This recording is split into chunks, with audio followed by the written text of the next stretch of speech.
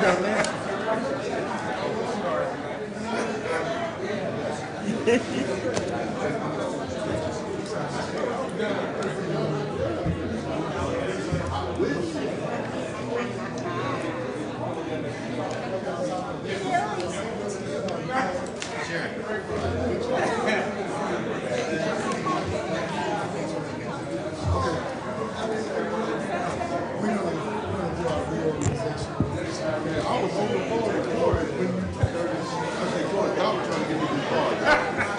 Never that, never that.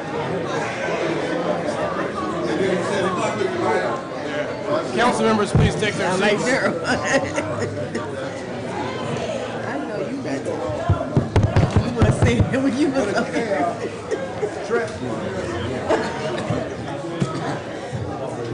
Right. Council members, please take their seats. Test 1 2 1 2. Can you hear? Testing 1, testing 2.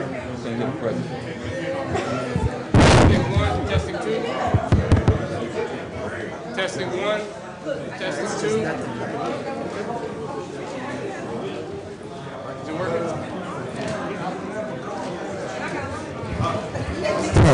No, yours don't sound like that.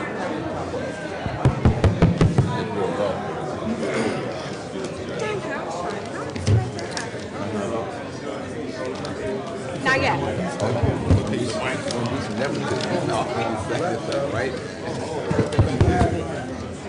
Is it on? Test. Test. Okay, perfect. It's cold. Okay.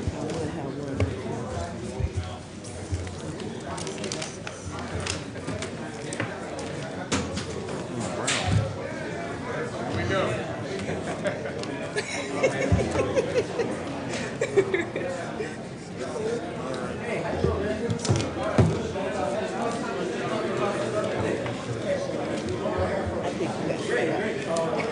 Did they update this? With the worst.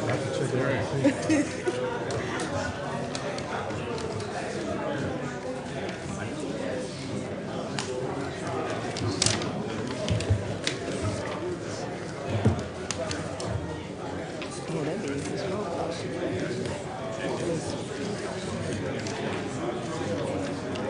That means you got a weekend off. You guys got the agenda. Test 1 2 1 2.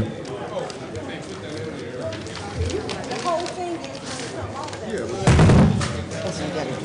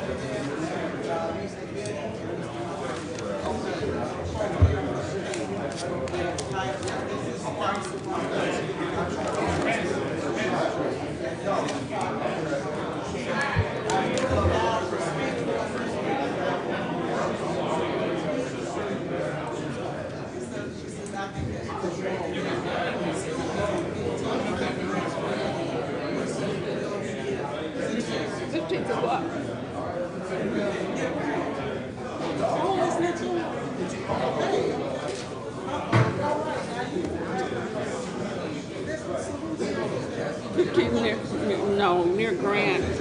That would be, okay.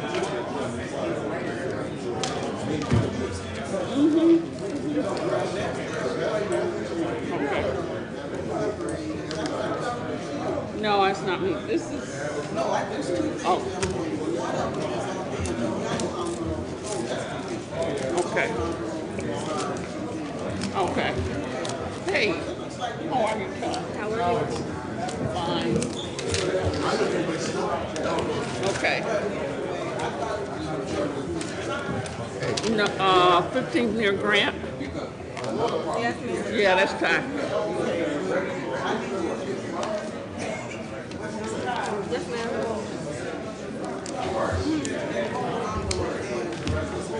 Where is it? Here.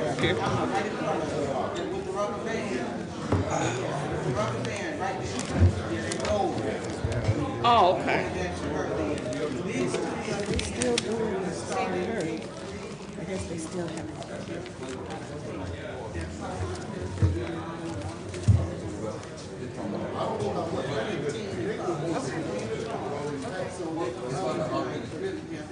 Okay, thank you. Thank you. Oh, really? My pastor. What? Reverend, he's going to pray for us tonight. I'm fine. How are you? Hey, Mr. Nowacki, how are you? You'll have us here all Oh, it's gonna be real quick. Mr. Nowacki, how are you I'm gonna today? stop giving you heads up. Good to see you. Hey. Fine. It's all this stuff.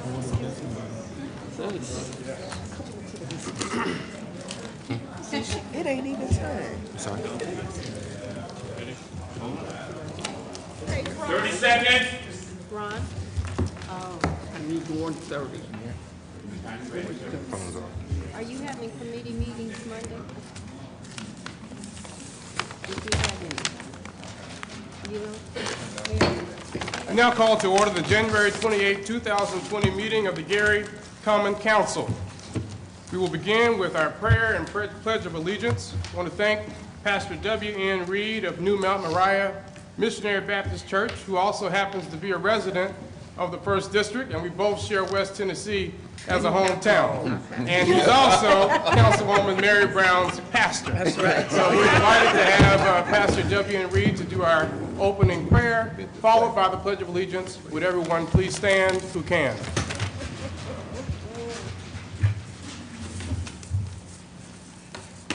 Let us pray. Our Father, we come consciously into thy presence, planning to do business for thy people. I come to ask your blessing upon each council person and each participant here tonight. Bless us and guide us. We acknowledge our shortcomings. We acknowledge that we do not deserve your blessings, but we want to thank you for giving them to us anyhow. Yes. Bless us now and keep us in thy keeping. Guide our minds, our thoughts, and our actions. In Jesus' name and for his sake I pray. Amen. Amen. I pledge Pledge allegiance to the flag of the United States of America and to the republic for which it stands, one nation, under God, indivisible, with liberty and justice for all.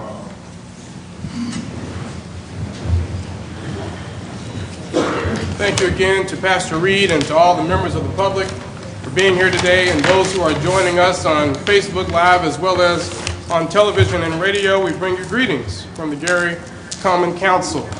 Obviously, I am not Councilman Mike Brown. He was involved in a car accident yesterday. He is recovering, and we certainly send our thoughts and prayers to Councilman Brown. I'm sure all my colleagues join me in that. Roll call, Madam Clerk. Councilwoman Atkins. Here. Councilman Brewer. Here. Councilwoman Brown. Present. Councilwoman Caldwell. Here. Councilman Godwin. Present. Councilman Lay. Here. Councilman Weatherspoon. Here. Councilman Williams, Here. and President Brown. Mr. President, there's 8 present, 1 absent. We have a quorum to conduct the business of the Gary Common Council. Council members, before you is a copy of the minutes of our January 7th, 2020 meeting. Is there a motion to approve the minutes?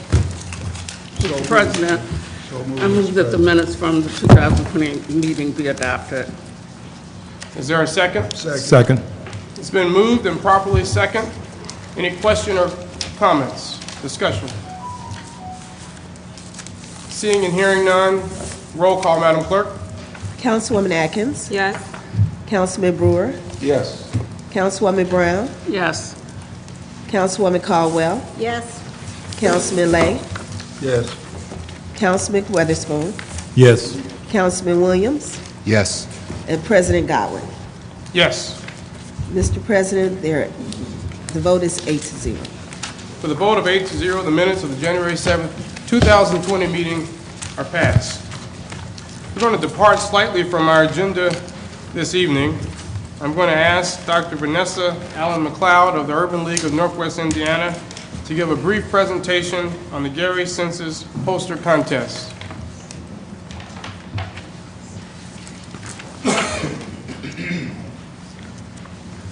Good evening, Mr. President, and to the members of the council, to Mayor Prince, and the listening audience.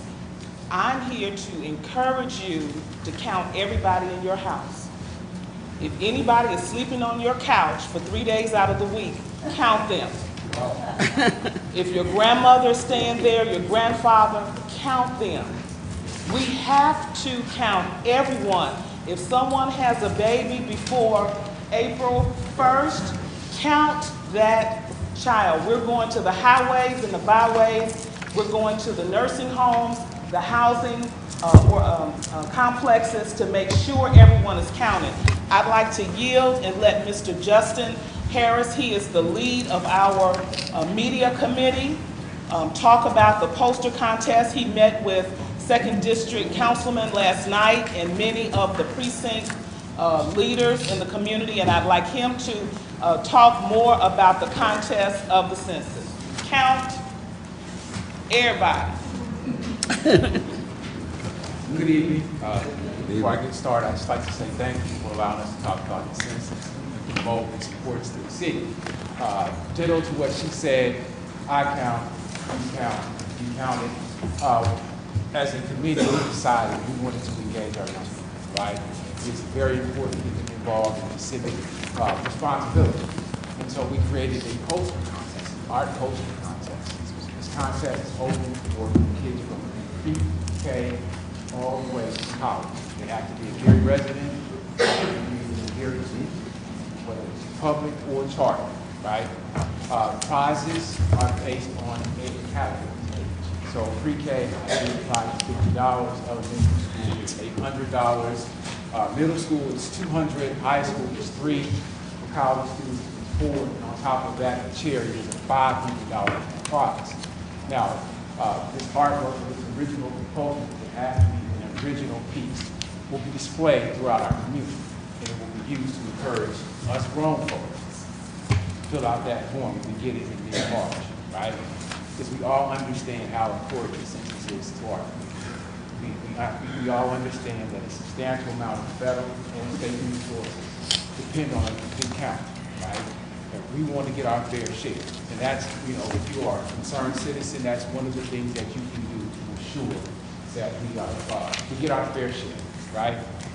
The deadline for the contest is February 20th. It has to be in the offices of the Urban League by 2 o'clock. Not 2:01, not 2:02, not 2 o'clock and 30 seconds. It has to be in the office by 2 o'clock, right? If you have questions about the guidelines, because I know we have a short amount of time, you can reach out to us, or you can reach out to me. I'll provide you with my email address. It is jlharris46@hotmail.com. I'll say that again, jlharris46@hotmail.com. And we can get those rules, if you want the rules, the breakdown, we can get those out to you. If you have any questions, again, reach out to us. We need your full participation. We mental health. It's really important for the city of Gary. We want our fair share. Just so you would know, Mr. President, we have several committees, subcommittees. We're meeting in my office. We have a faith-based subcommittee, which is chaired by Prophetess Burgess Peoples. We have Michael Gonzalez, who also is the co-lead, along with Justin Harris. We have partners such as the NAACP. I see one of the vice chairs, Darian Collins, is a member of that committee, as well as others. So we have several outreach committees and partnerships, the Gary Housing Authority. We also have a committee for the veterans and the homeless, which is chaired by Dr. Sharon Liggins. Attorney Arlene Colvin sits on that committee with us. And so if anyone has any questions about the census, they can call my office at 887-9621. 887-9621. Thank you so much for your time. Thank you. We certainly recognize that the census is very important for our city in terms of funding. I want to thank Dr. Vanessa Allen McLeod as well as Attorney Justin Harris for their work on this initiative. Secondly, we have a presentation by Mr. Benny Muhammad, Executive Director of the Gary Commission for Black Males.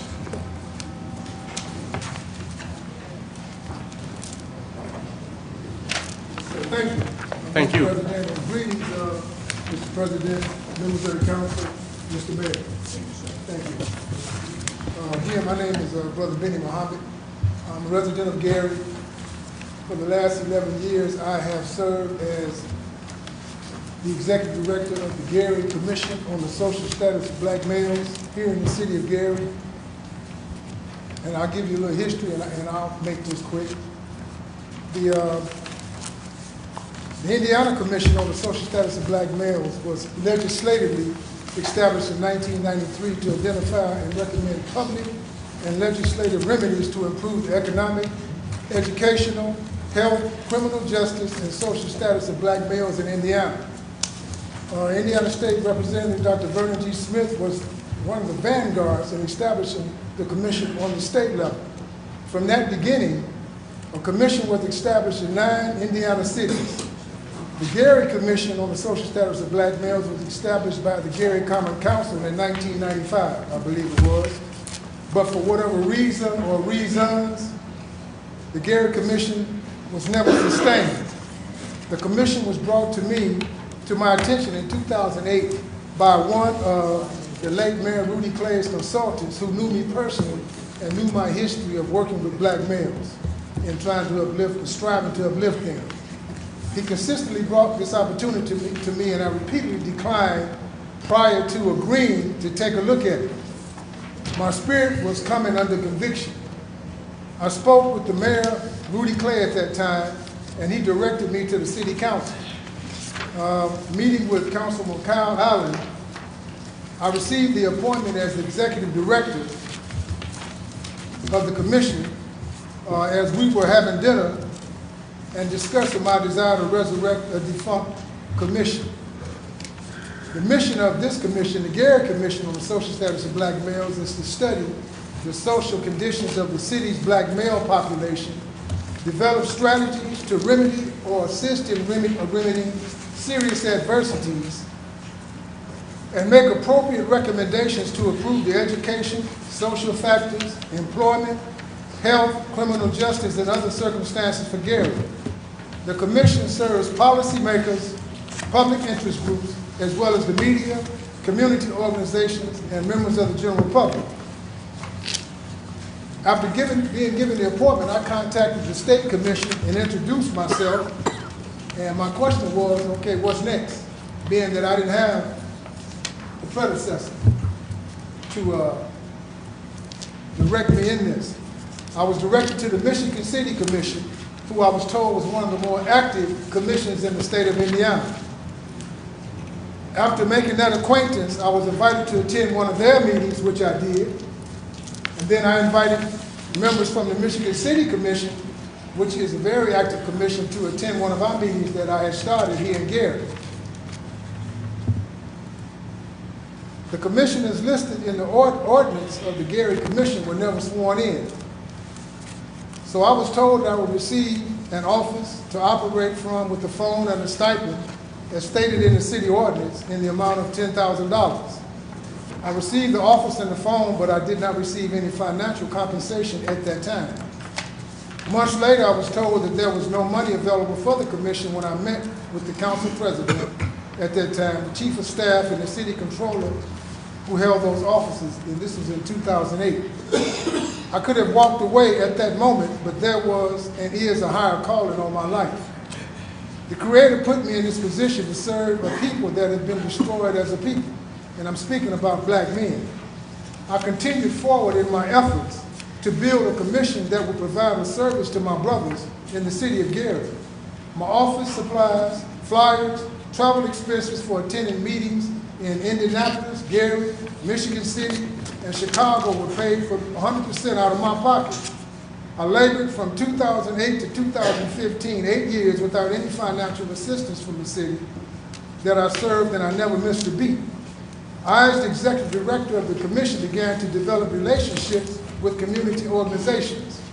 I asked the leadership of those organizations to partner with the commission, which was made up of men and women, who I asked to work with me as they began to recognize my sincere efforts to serve males in the city of Gary. To name a few of the organizations that we partnered with would be the Urban League of Northwest Indiana with Dr. Vanessa Allen McLeod, the Boys and Girls Club of Northwest Indiana, Gary Community School Corporation, the Black Star Project in Chicago at that time, which was led by the late Dr. Philip Jackson, Lake County Clerk, who was newly appointed, Mike Brown, Cook County Clerk, Dorothy Brown, Churches and Mosques, Indiana University Northwest. I had a few experiences with actor Danny Glover as a result of this opportunity with the commission. Ivy Tech College, Gary Housing Authority, the East Chicago branch of the NAACP. I had an opportunity to invite the real Freeway Rick Ross to Gary to speak to youth 3 months after he was released from prison in California.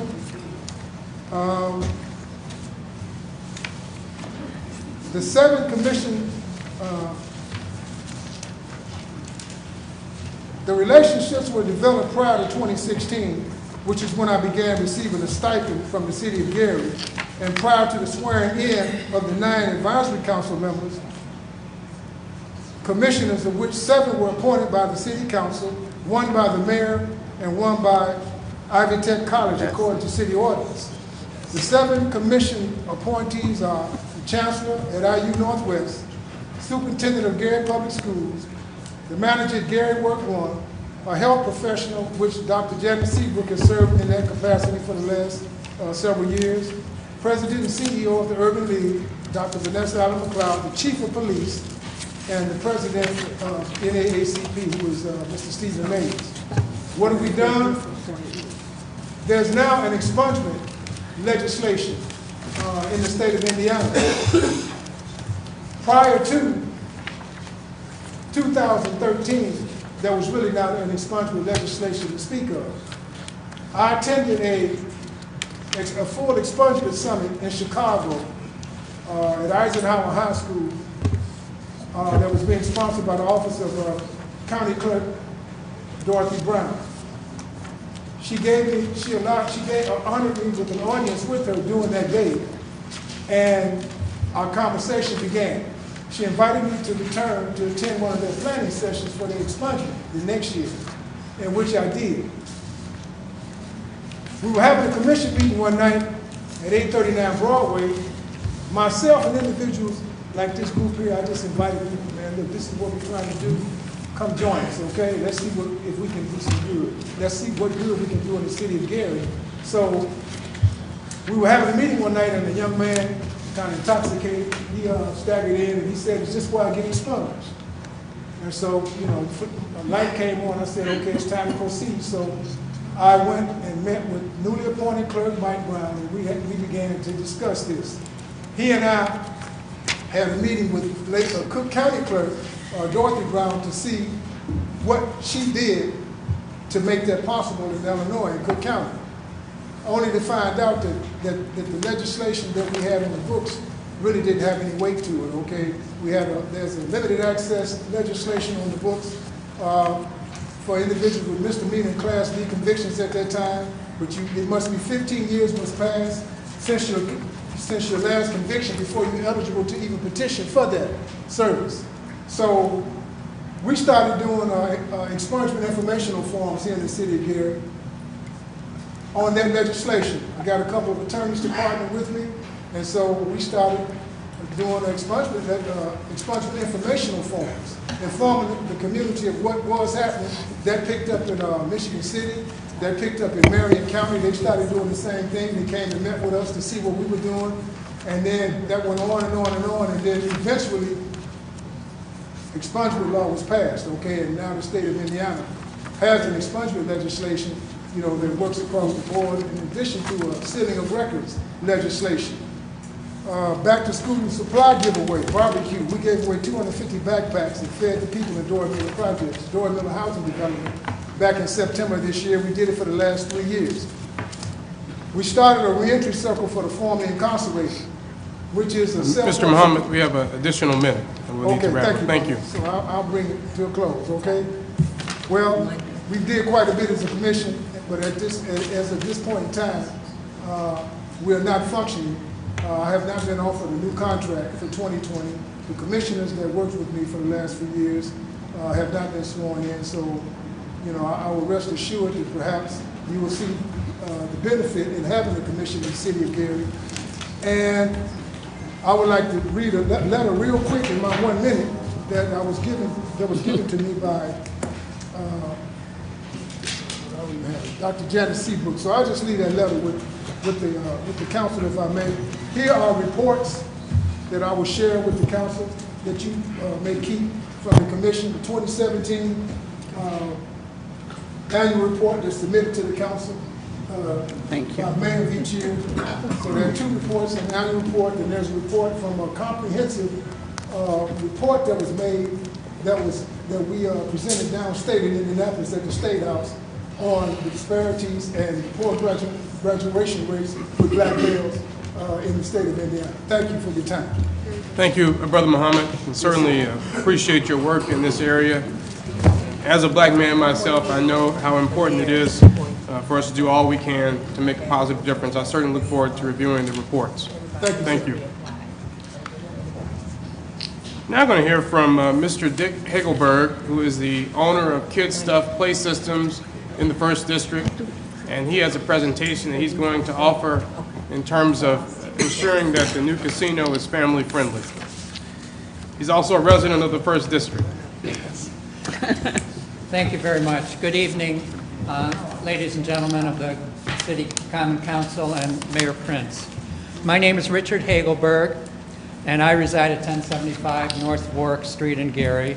My place of business is Kid Stuff Play Systems, as you mentioned, 5400 Miller Avenue in Gary, where we employ approximately 25 people, many of whom are Gary residents, manufacturing commercial playground equipment.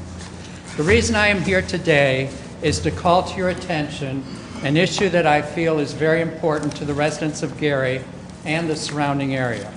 I am here to make a case for a family-friendly theater at the Hard Rock Casino.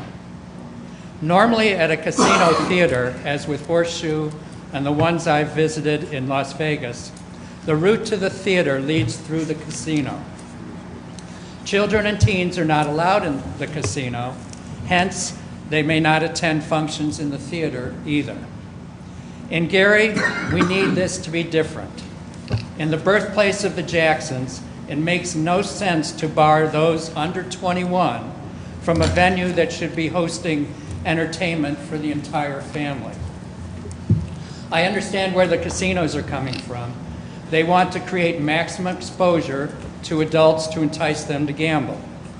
It is also very possible by exposing many more adults with children to the casino area.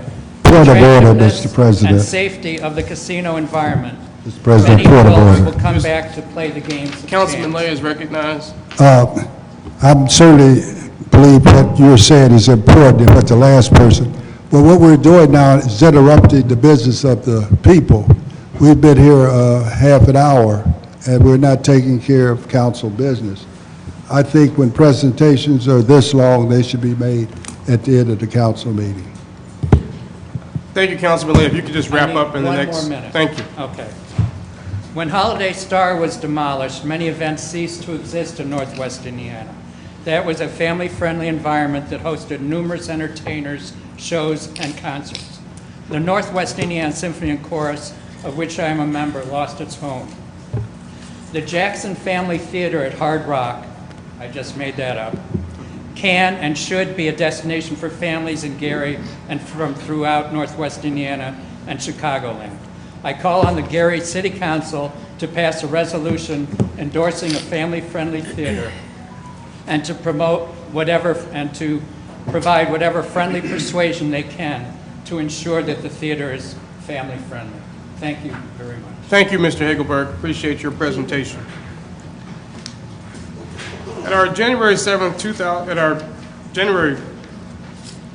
2020 meeting, I believe, we approved committee assignments. There have been amendments since then to those assignments that were approved. Directly, 2nd District Councilman Cozy Weatherspoon will chair Parks and Recreation Standing Committee. At-large Councilman Mike Brown and myself, 1st District Councilman William Godwin, have been added to the Towing Special Committee. And 5th District Councilwoman Linda Barnes Codwell will chair the City Casino Subcommittee. Is there a motion to approve the amendment of the committee assignments for the 2020 Gary Common Council? So moved. It's been moved. Is there a second? Second. It's been moved and properly seconded. Are there any questions or discussion? Seeing and hearing none, roll call, Madam Clerk. Councilwoman Atkins, Yes. Councilman Brewer, Yes. Councilwoman Brown, Yes. Councilwoman Caldwell, Yes. Councilman Lay, Yes. Councilman Weatherspoon, Yes. Councilman Williams, Yes. and President Godwin. Yes. Mr. President, the vote is 8-0. For the vote of 8-0, the amendments that you have heard to change the 2020 Gary Common Council Committee assignments passes. Assignment of council pending ordinances and resolutions. CPO 2020-01, an ordinance establishing additional appropriations for Fund 261-5701, Commission for Women's Shelter Rehab, sponsored by Mayor Jerome Prince, City of Gary, Angela Hayes, City Controller, Community Development Department. Finance. Mr. President, Mr. Lay is recognized. this ordinance is incorrect. It is in violation of Indiana Code 36-4-9-12. I believe it's paragraph 4. It should be sent back to the sponsor. I would ask the chair either to rule on its own or place it before the council for a vote. Mr. President, Mr. Brewer is recognized. I would like to ask what discrepancies does Mr. Lay see inside this ordinance at this time before we take a vote? I can answer that, but if he would like to point those Well, out. it has to be actually, we have to take some action on it, Mr. President. Right. We can't just, So- you either, I'm sorry, I have a call.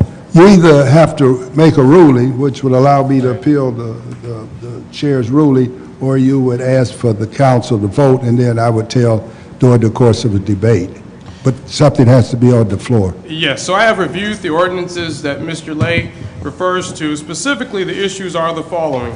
In CPO, and it's not just going to be this ordinance, I believe that is a problem, but all four that are on the agenda for assignment of council pending ordinances and resolutions.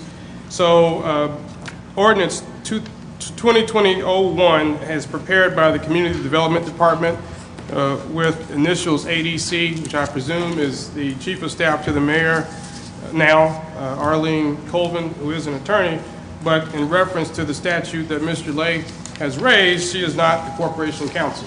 And our statutes require that the Corporation Counsel prepare all ordinances. Similarly, with 2020-01, a resolution by Councilwoman Ty Atkins. This one should be okay, actually.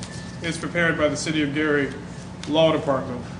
2020-02, however, is prepared by the Gary Common Council staff, and of course, that's obviously not the Corporation Council in reference to the statute that Mr. Lay has raised. Similarly, with 2020-03, it's also prepared by the Gary Common Council staff, which is not the Corporation Council. The Corporation Council is present tonight, Mr. Trent McCain, and what I would like to do is to have him to review these three ordinances that are in question because of the statute and by whom they were prepared.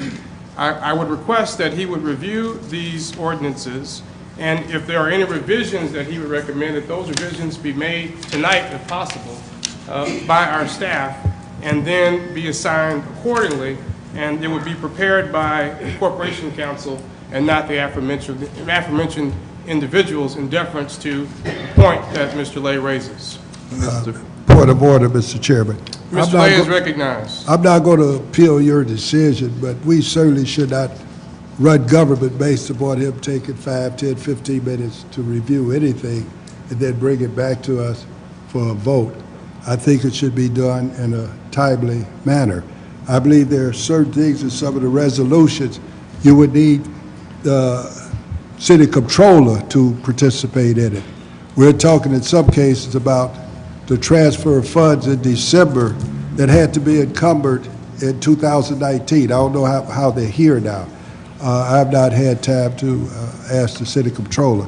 It does not appear to be anything of such an emergency that to slow it down to the next council meeting and give everyone an opportunity, at least Mr. Trent, to opportunity to review. And you made it much narrower. I believe he could delegate inside of the law department. In other words, the people that are his lawyers, he could delegate. As an example, the mayor is responsible for shifting the snow in the city, but he certainly can hire people to shift it. We don't seem to take it anywhere. We just move it from the middle of the street to the sidewalk.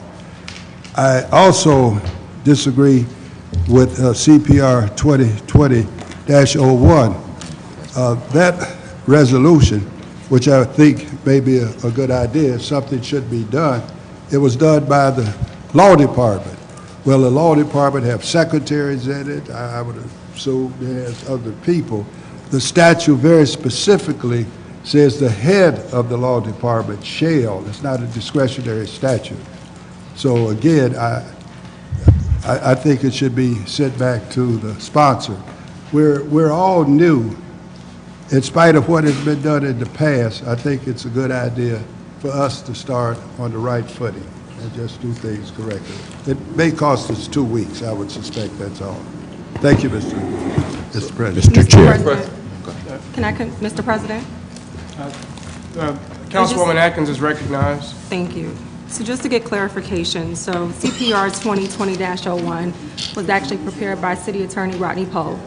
So what will be the process, or is that something that we need to take offline in response to what Councilman Lay just stated? Well, if he delegated it, if the Corporation Council delegated Mr. Pohl as a member of the Corporation Council's office, then I don't think that would contravene in any way the statute that Mr. Lay raised as it relates to that resolution.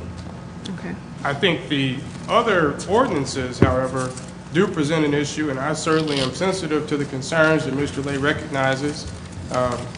It is not our goal to be in a big rush, but if the Corporation Council does not see any problems with the information and has a sufficient time to inquire, he can choose to defer, and we will have to obviously send these back to committee if that's what he so chooses to do. I think the mayor also wanted to comment, so I want to recognize Mayor Prince.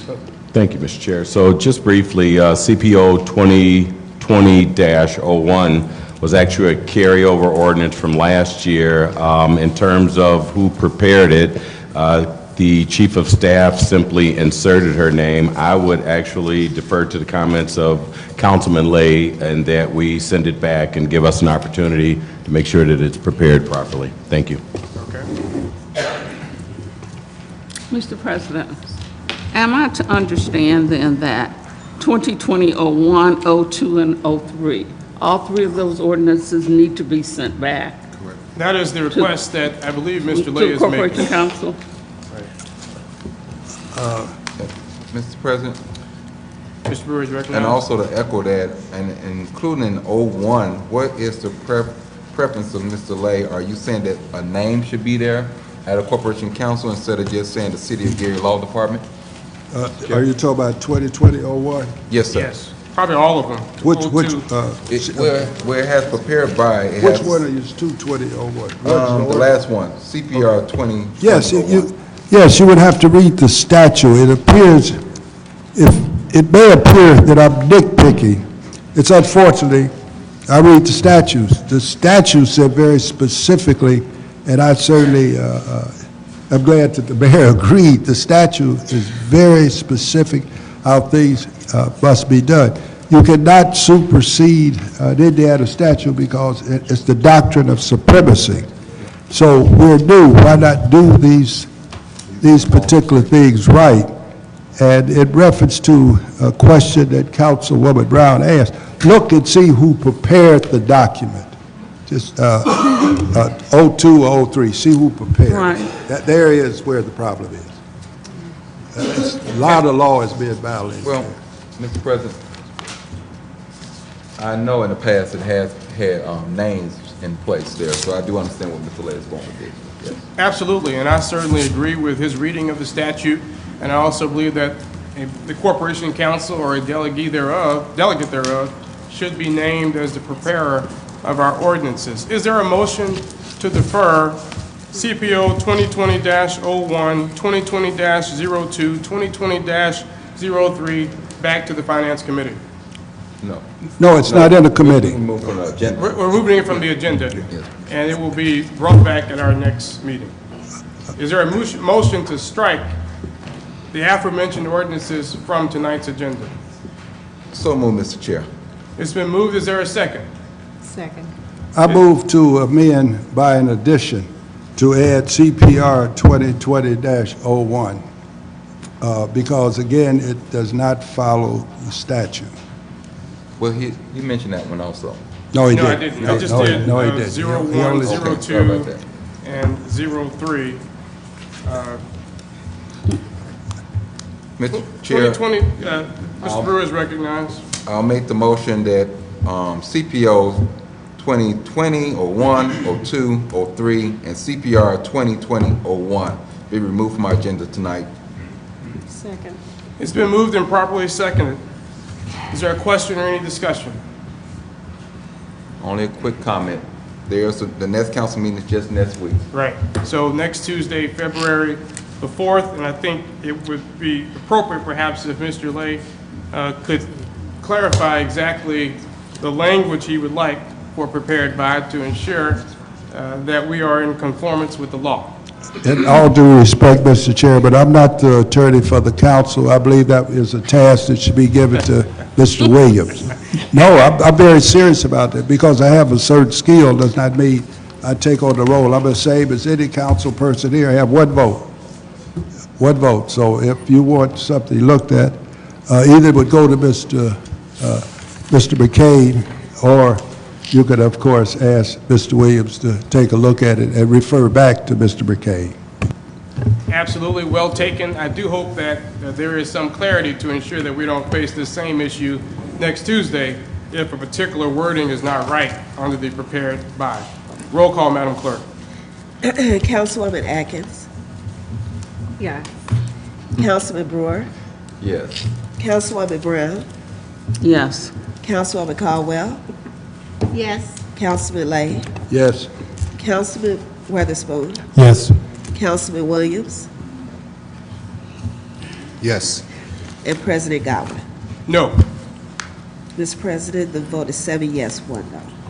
With a vote of 7 yes and 1 no, the amendment to strike, the motion to strike CPO 2020-01 through 03 and CPR 2020-01 from tonight's agenda passes.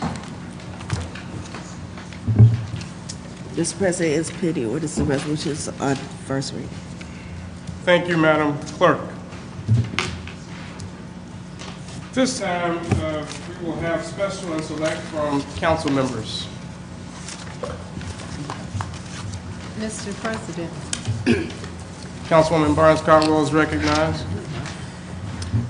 Boards and commissions would like to have a committee meeting Monday, February 3rd at 6 p.m. At this meeting, we have 3 applicants that are veering for our transportation board for the Republican spot. Thank you. Any other special and select from council members? Yeah, I don't need them. Yes, Mr. President.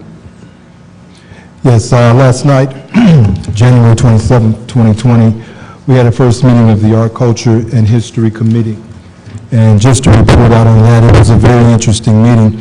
One of the things that came out of it is the move or the desire to preserve the water tower, Gary Hobart Water Tower. There's a certain historical significance that relates to that tower. And as I understand, there has been a move by the water company to tear that down.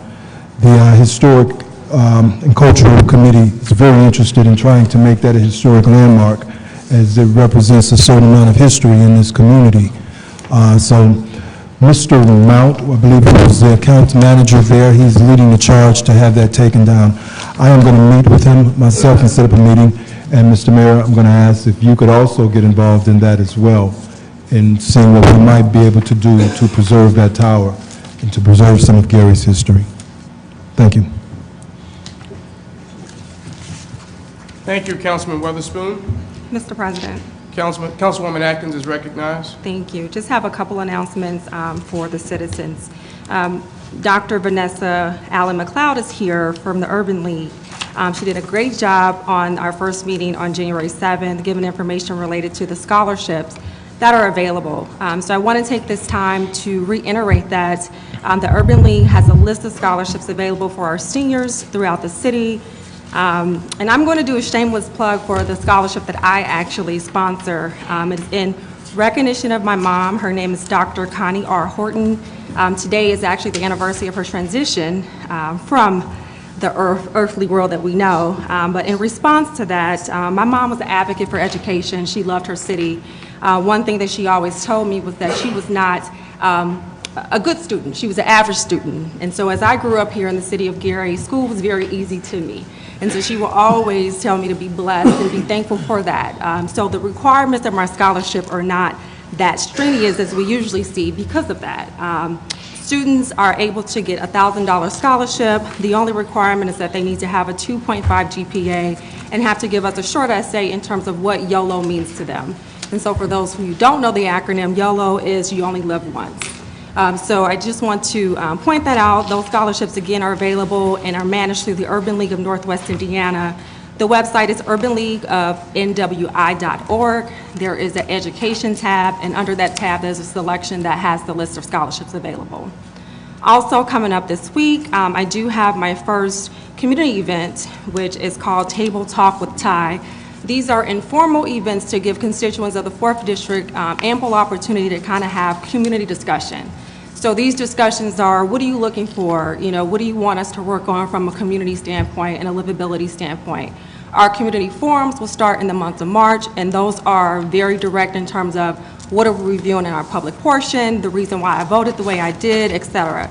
So I want to reserve these Table Talk with Ty sessions on a monthly basis for us to have open dialogue. So please join me this upcoming Thursday, January 30th. The event will be located at the Family Life Community Center, which is located in the heart of the 4th District at 565 Massachusetts, and the event will start at 6 p.m. Lastly, during our first meeting, I also introduced our initiative for the 4th District Student of the Month. I just want to say this. Our students need to be acknowledged and needs to be recognized, and I wanted to take an opportunity to get them engaged in the civic process at an early start in their lives. So that was the reason for us to initiate the 4th District Student of the Month. I was disappointed in the outcome in terms of those who submitted to that initiative. That was one thing that I got back in terms of feedback during my campaign. There's not enough for the kids to do. There's nothing for them to be engaged. However, I did not get a strong showing. So going forward, this is a monthly occurrence. I would love for you guys to recognize a student in your life, a student at your church for this acknowledgement. The first award will be given out during our next council meeting, which takes place on February 4th, I believe. So that's great. And then also, lastly, just the disturbing information. As we look to support the economic development of this city, no economic development is going to move through without public safety and education. I got a disturbing email today from a young lady who has been bullied at Banneker Achievement Center. Now, this might be off scope, but as a leader in this community, I do want to use my platform to make sure that we reiterate bullying should not be tolerated in any level, whether you're a public official, whether you're a student in school, et cetera. So I will hope that this young lady has, the message that the young lady did, she wrote a letter to her parents stating that she was ready to actually do some harm to herself because of the bullying that was taking place. So I will hope that our residents could have conversations with your kids about being respectful of others and understanding their differences and not utilizing that as an opportunity to make fun at them. So that's it. I hope to see you guys on Thursday. Thank you, Mr. President. Thank you, Councilwoman Atkins. Are there any other for special and select? Mr. Chairman. Mr. Lay is recognized. Yes, under the, I guess a couple of things. At the previous meeting, there was some discussion concerning whether contributions made to the city of Gary were tax deductible. I assure you, under the Internal Revenue Code, Section 170C1, it is clear any subdivision of the state is tax deductible.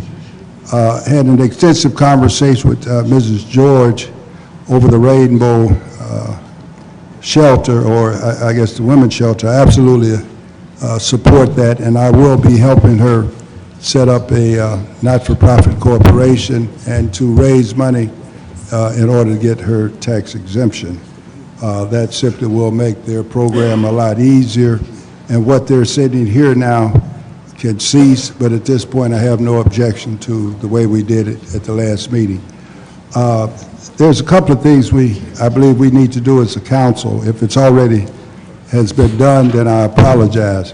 First of all, we need to set up a procedure how the council, how the 9 of us, or 8, other than the president himself, approach the law department and specifically Attorney McCain as to how we request ordinances and resolutions. In the past, there was an agreement between the Affordable Corporation Council and Attorney Williams that under some circumstances he would do resolutions, but he would need the authority of the head of the law department. I would assume they would allow that because that would mean less work, and that would be a delegation. I also think we should develop some kind of speaking rules for the public. I noticed at the last meeting on the 7th, there was conversations, and again, I'm not trying, please forgive me, I'm not trying to find fault with anyone, but it can cause problems, where there was dialogue. Matter of fact, I'm going to use you as the example, Mr. President. You had dialogue between yourself and the public. All comments should be directed. All comments should be directed toward the chair, not where the council engage anyone in the audience. And if they engage individual council people, they're out of order. And I think we should put that in writing so it's clear and we don't have to worry, because we may also want to put some kind of sanctions. Thank you, Mr. President. One other point. The banquet that was set for February the 15th at the Majestic Star has been canceled. Any council person that was formerly on the council, if they contact Ms. White, who's my legislative aide, under some circumstances, she has a lapel pin for former council people. So if they're unable to get there pretty soon, we will probably attempt to mail in, but it would save us money if they would come and pick it up. Thank you. Thank you, Councilman Lay. Mr. President, Councilwoman Brown is recognized. I have a question. The items that were donated to the shelter. You made a motion, I made a motion to accept those items. Now, are you saying that we cannot accept those items? We've No, already no, no, done no, that. no, I'm sorry, no, you misunderstood me. My question went more to a person indicating it was not tax deductible. I have no problem because the shelter, if you notice, has a relationship with the city of Gary. I believe the mayor's CPO 2020-01, he is attempting to get additional appropriations. It's her comments that triggered me going back to the Rainbow Shelter and find out why it was being done that way. Because if they were a 501c3, it can go directly. You know, you don't have to waste time with us at all. Okay. The only reason it comes to us is for a tax deduction. The person who said it was not didn't understand that. They are taking tax deductions, which are legitimate and legal. Okay. So no, I have absolutely no problem of anything coming here for the Rainbow Shelter and the Women's Shelter, Commission for Women's Shelter. They have a relationship with the city. They need the 501c3 so they can apply for other monies outside of what the city gives them. So that's why I told her I would help her do that up to a point. I would help her set up the not-for-profit. Thank you, Councilman Lay. Any other special and select? I'd just like to briefly say that I do agree with Councilman Lay, especially on a few of those points about the question that came up related to the tax deductions. And I believe the controller at the time said that the city could not grant tax deductions, which I agree with Councilman Lay that goes against everything I know about the ability to grant tax deductions for contributions to a municipality. She's not here to defend herself, but I think that was a question that lingered after the January 7th meeting. Mayor Prince? Thank you, Mr. Chair. I was actually going to ask, could I make a few comments I wanted to share, but we'll talk about the latter first. So, yeah, at the time that it occurred, I too recognized that it was an error. We corrected the young lady, the controller, the next day, and you know, things have been corrected, and so she now understands as well. So I wanted to share a report, actually. I recently returned from a very productive meeting at the U.S. Conference of Mayors, and I wanted to share with the public mostly, as well as the council, some of the highlights from that. Myself and Corporation Counsel, as well as Senior Advisor Tony Walker, attended, and we met with several mayors and other officials from across the country, as well as the world, to just introduce or at least discuss ways that we could certainly benefit the city. And so if I could just highlight a few of those, I made some notes at the point that we discussed so that I wouldn't have to ramble on very long. Mr. Chair, if you'll just indulge me, it's in chronological order. So on the first day of the conference, on the 21st, I met with Alfred Liggins, who's the CEO and owner of TV1 and MGM Casino at National Harbor, about development sites in Gary. On the 22nd, myself and staff participated in discussions with mayors from across the country on innovative approaches for cities to work with universities. We also met with executives from SpotShotter about discussing enhancements to our police data system and collections in Gary. Most interestingly, we had an opportunity to meet with the Jianbing Han, Chinese Council for the Promotion of International Trade and the possibility of establishing a sister city agreement in Gary.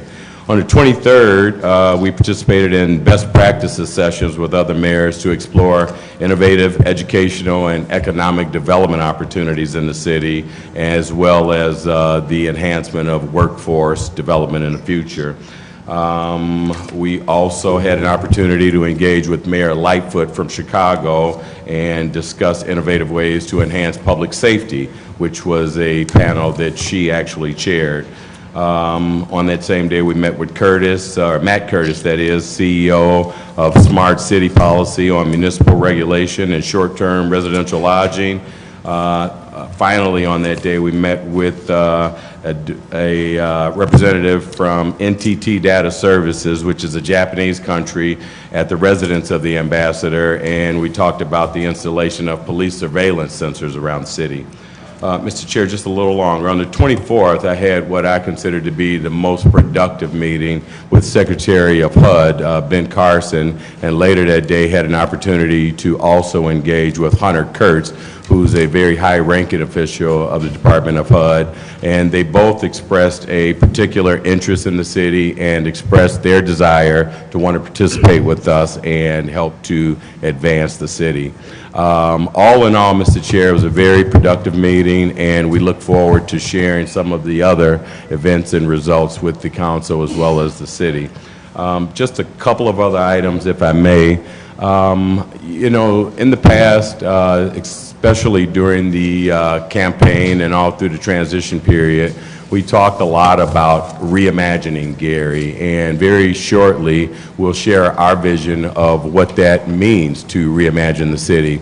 But in doing so, I think it's important to point out that we are one city, and to that extent, any branding of the city, we believe, should be done as a central theme and without an opportunity, or at least without the spirit of wanting to individualize ourselves or operate in silos.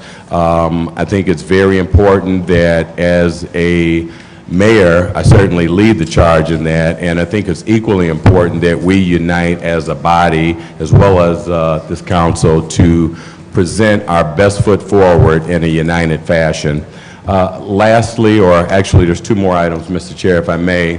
I want to reiterate the importance of the census that many people have mentioned, and Dr. Allen's presentation certainly was timely and appropriate.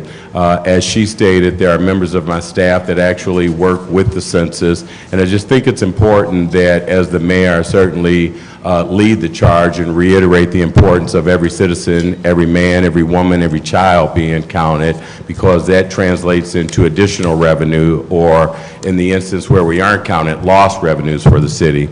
Lastly, Mr. Chair, and I promise this is the last one, I want to remind everyone that the Mayor's Breakfast for the United Negro College Fund will go on, although we are a new administration, and this is something that has occurred over the past 8 years. We were sort of late, I guess you could say, having taken office January 1st, but my very capable staff has picked up the mantle, and we're proud to announce that that event will take place as scheduled on February the 5th, and we look forward to all council members as well as the public to engage, because those are dollars for, or those translate into dollars for scholarship opportunities for our Gary students. Thank you, Mr. Chair. Thank you, Mr. Mayor. We've kind of departed from our typical agenda. The mayor is eager to give us his report, and I'm thankful for that report, and I'm excited about all the things that have happened at the U.S. Conference of Mayors and that are happening in the city. In the spirit of moving the agenda, I think it would be maybe appropriate now to allow for reports or questions of city officials. So if any of the council members have questions of Mr. Prince, let's do that at this time. Mr. President. Mr. Brewer is recognized. Thank you. Just this past week there, I have observed several intersections throughout the city, especially on Broadway, where we installed a new light from 25th going south. Several of them have been hit. Several of them are out, and these are the new LED lights that's supposed to last at least 10 years. Quite a bit of money was spent on that project there, especially at the city dollars on those lights there.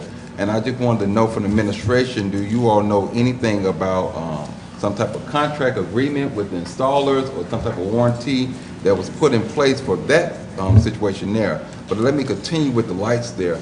On 25th and Grant, brand new set of lights that was done from Broadway all the way down to Grant Street on 25th. Same thing, brand new light, been hit at least over 30 days, I would say, and the pole is still laying there, exposed wires, same there. 15th, Martin Luther King traffic light that's been run over and it's down, exposed wires and things of that nature. What is the process when I know city workers are saying this, department heads are saying this, public safety officials are saying it? What is the process? Who we, someone should report this to, and what's the turnaround frame that we should see these things happen? Let me just continue real quick there. Next, today I spent some time in the building department, and I have to say I was very displeased with what I saw there. There was a tremendous amount of traffic, and that's a good thing anytime someone comes to spend some money in the city. But the turnaround time that it took people to renew license in the city, and if you're a contractor, your time is very important. I spent way too much time here, not just myself renewing, pulling permits, just watching other individuals and sitting back and seeing what was their time frame. We have a law book when people log in and they're supposed to sign it. I thought they called the name through the law book. But as people were sitting there, they got tired of standing in line, they took seats, so other people was, the process, let me just say the process wasn't clear. I won't go into it, but the process wasn't clear. And I would just like for your administration to take a look at how the building department is transacting business up there. I know this is a very hot time in the building department with everyone trying to rush and renew their license and renew a license because if the penalty goes in after the 30 days. So I know there's a lot of traffic there, but the way things have been handled is not in the most professional manner that we would do it. And I do know some things is out of your control because you came in with the one-stop shop and things that's been taking place. But I do believe something can be critiqued because it makes no sense to move to one-stop shop from upstairs to downstairs if you don't deal with the problems that you have in upstairs first. So I would just like to have some comment on that, Mr. Mayor. Absolutely. And I, first of all, want to say I thank you for your observations. Let's deal with them in the order that you presented them. And so the lights that you mentioned, particularly the one on 15th, I'm certain has been out for about 6 months. And, you know, to that extent, I can assure you that my administration is working on it. But 28 days in, Councilman, certainly you don't expect me to address all of the issues that have existed for at least some time. And as it relates to that light, I want to say at least 6 months. I would imagine the answer would be similar for some of the other situations, but if you provide a list of your concerns to our administration, we assure you that we'll handle them as we do every concern that we handle or get on a daily basis. In terms of the building department, interesting observation as well. I too happen to be in there this afternoon and was largely displeased as well, Councilman. I would say at this particular point, we're well aware of all of the conditions that we inherited. In fact, we've started to speak very publicly on those, and we'll continue to. I think it's great that you agree that there needs to be some improvements. But again, I would ask your patience at least a little bit longer than the time that we've been in before you expect an immediate answer this evening. And from a professional perspective, I would think that if those concerns existed before this evening, that certainly you would have contacted or you would contact me in the future to have a discussion, and perhaps, as I mentioned in my comments, we can collectively come up with solutions for these. Thank you. Let me just respond, Mr. Mayor. I did do the 311, and I knew there were some issues there. Are you still using the 311 as it's in place? Because I'm not just asking for myself, because if I get the call from residents, they want to know what is the process. So Councilman, that's why I asked, I'd what's love the to answer process that. of the lights there? Thank you. So 311 wasn't working when I took over, Councilman, and we're attempting to address it now. Everything that's been happening in the city, we're well aware of it. I'm a resident and have been my entire life. But Councilman, I just think it's largely unrealistic for you to expect immediate results from an administration that's only been in office 25 days. And so if 311 is a concern that you'd like to discuss, I'd gladly invite you to the office so that we can collectively come up with solutions for that. Thank you. I don't think they're unrealistic. When you talk about a light, I believe there's a safety issue when you have a traffic light that's recently been down and you have a utility pole where people constantly cross the major street from 25th and Grant. I was just expressing some issues that I think they're very, a public safety issue there. And these things have not been for a long time. And I just want to know what's the process. When these things happen inside our city, what is the process that you would like for us to use, not just as council people, because I know we may have a different avenue we can use other than regular citizens, but what do you would like to see citizens use? And I know 311 has been an issue for all of us. We do understand that. So that's why I asked, what's your direction? Councilman, my comments weren't, and this is my last comment on it, weren't that your concerns are unrealistic. I think your expectations of this administration are slightly unrealistic at this particular point. Thank you. No further comments, Mr. President. Thank you, Councilman Brewer. Any other questions for the mayor and any other city officials? Mr. President, Mr. Lay is recognized. I would like to ask the mayor, and I'll give you a statute. I did give it to Mr. McCain earlier. It's 36-4-9-4, as well as Indiana Code 36-4-5-3. And that's more for your attorney than anything else. I keep hearing that you have an organizational chart that differs from what is in the city. I think if you take a look at 36-4-4, it certainly should be submitted to the council. You're certainly not exceeding your authority as I interpret the statute, but again, your attorney is Mr. McCain, because it does require the council to take action. And I've been told that, as an example, and so you understand, I don't even know how Mr. McCain is corporation counsel. I've never received anything from you saying, this is my corporation counsel, this is what I understand may be some executive directors or something like that. I think you should immediately submit that to the council so that we can take action and you go on with city business. Councilman Lake, can I add on? I think I have a similar concern in that even before January, I think maybe on January 1st, an organizational chart was being spread, new departments.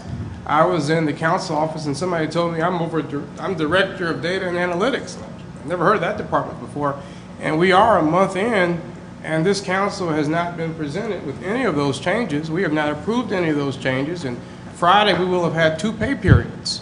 And so I think it's important for us to know who's working here and under what departments. And if those changes don't align with the 2020 budget that was passed in 2019, it's not for granted, or it shouldn't be taken for granted, that the council is going to approve every change that has been proposed. And so I would certainly urge, I think, in the spirit of what Councilman Lay is saying, that with all deliberate speed, those changes be brought before us. Sure, so thank you both. To your point, in terms of the budget, our changes will be aligned with the budget, and as you suggested, Councilman, all of the changes were presented in a very public fashion. For the most part, our organizational chart at this point, in terms of the depth of it, is largely aspirational. That's the way that we'd like to reimagine the city. But in terms of our department heads, those are set. They have been announced publicly, and those people are performing in those roles.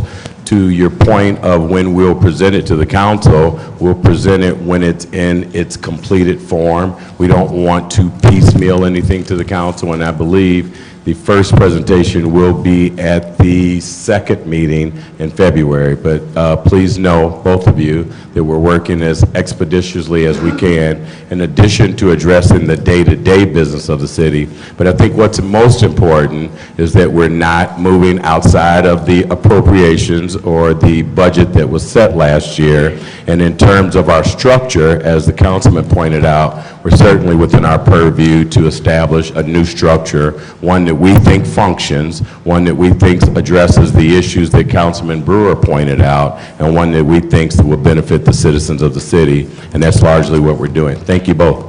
Thank you, Mayor Prince. I just want to follow up and make a public request as a member of the council, and I think that Attorney Williams has the appropriate statute for that, that a roster of all employees who are currently employed by the City of Gary with their name, their primary residence address, and their current title under which they were hired be presented to the council office through its president before the next council meeting. I would like to see a full roster of all the employees who are currently on the payroll for the city, their address, as well as their title, their salary, and the department with which they are aligned. Councilman, may I? So that request is actually pretty easy to fulfill because there haven't been any large-scale changes of employees. You'll find that that list largely reflects whatever the last roster did, and as I suggested, the only changes have been from department or actually cabinet members for the most part, and we will comply with that request as well. Thank you. Thank you very much.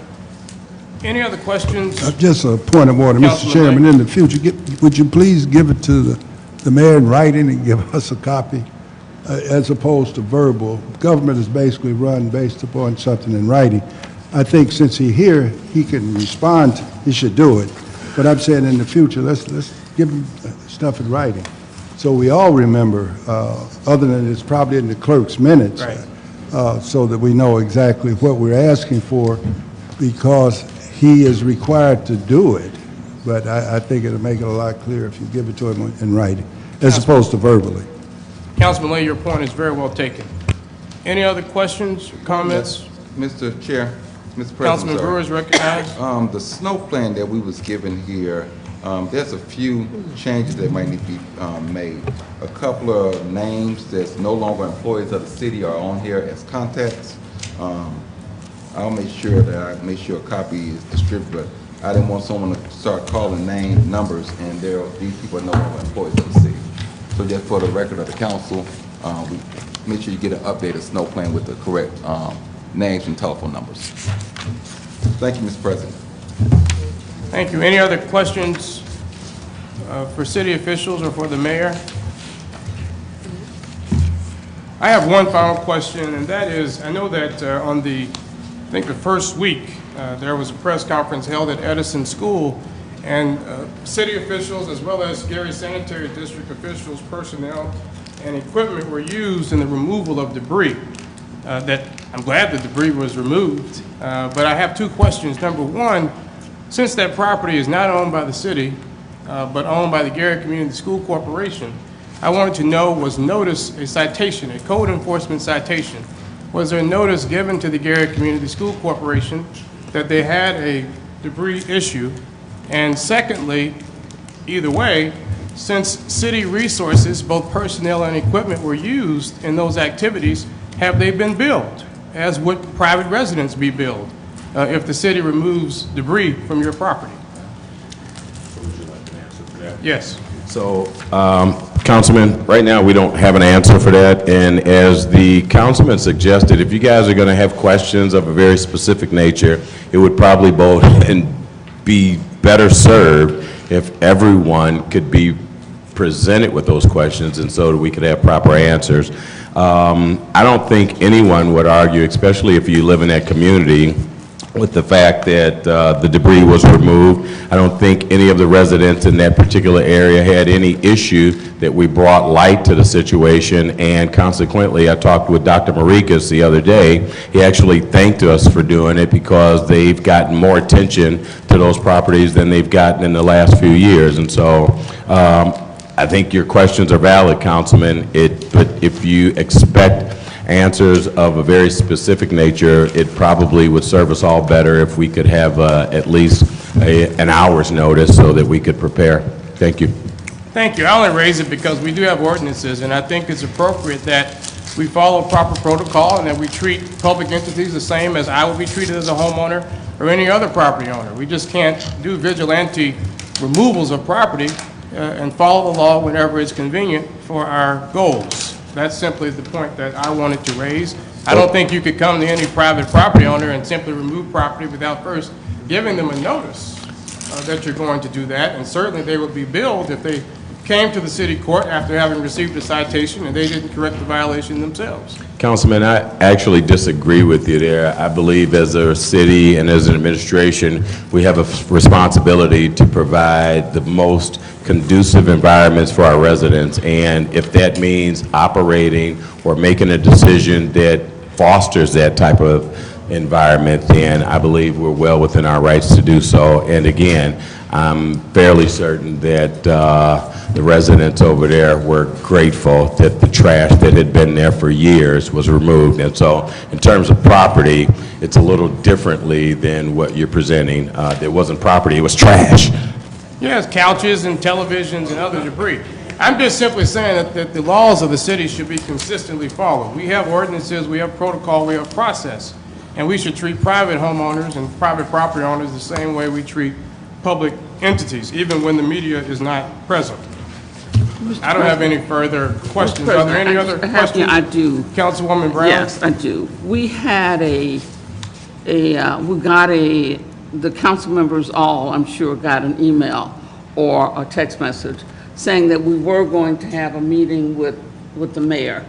And some of these very same questions were going to be answered, I'm sure, at that time. I made an assumption that we would have an opportunity to meet and, you know, the staff and that. And so the meeting was canceled, and it's supposedly going to be rescheduled. You don't know? Okay, yeah. Councilwoman, I'm not familiar with what meeting you have, but I will tell you, I'm in the building every day at 7:30, and my door is open to you. No, it was for the entire council. I understand, Councilwoman, but the point is, I'm not familiar with the meeting that you're speaking about. Okay. And again, just for convenience, if anyone wants to come, I'm in the building every day at 7:30, Okay. and I'm here until about 6 o'clock. Thank you. I think Councilwoman Brown is referring to a meeting that the Chief of Staff was going to hold yesterday, I believe. But was that yesterday. was delayed because I think she wanted to confer with you. That's what was conveyed in the email. And I think that will help us get some of the answers Exactly, to yes. some of the It would concerns answer that some have of the been questions that we have, been right. raised. I think there was also... Point of order, Mr. Chairman. Councilman Lay is Yeah, recognized. that meeting probably does not comply with the executive session. That would have to be an open meeting. If you're bringing in the majority of the council, it does not matter who calls us into the meeting.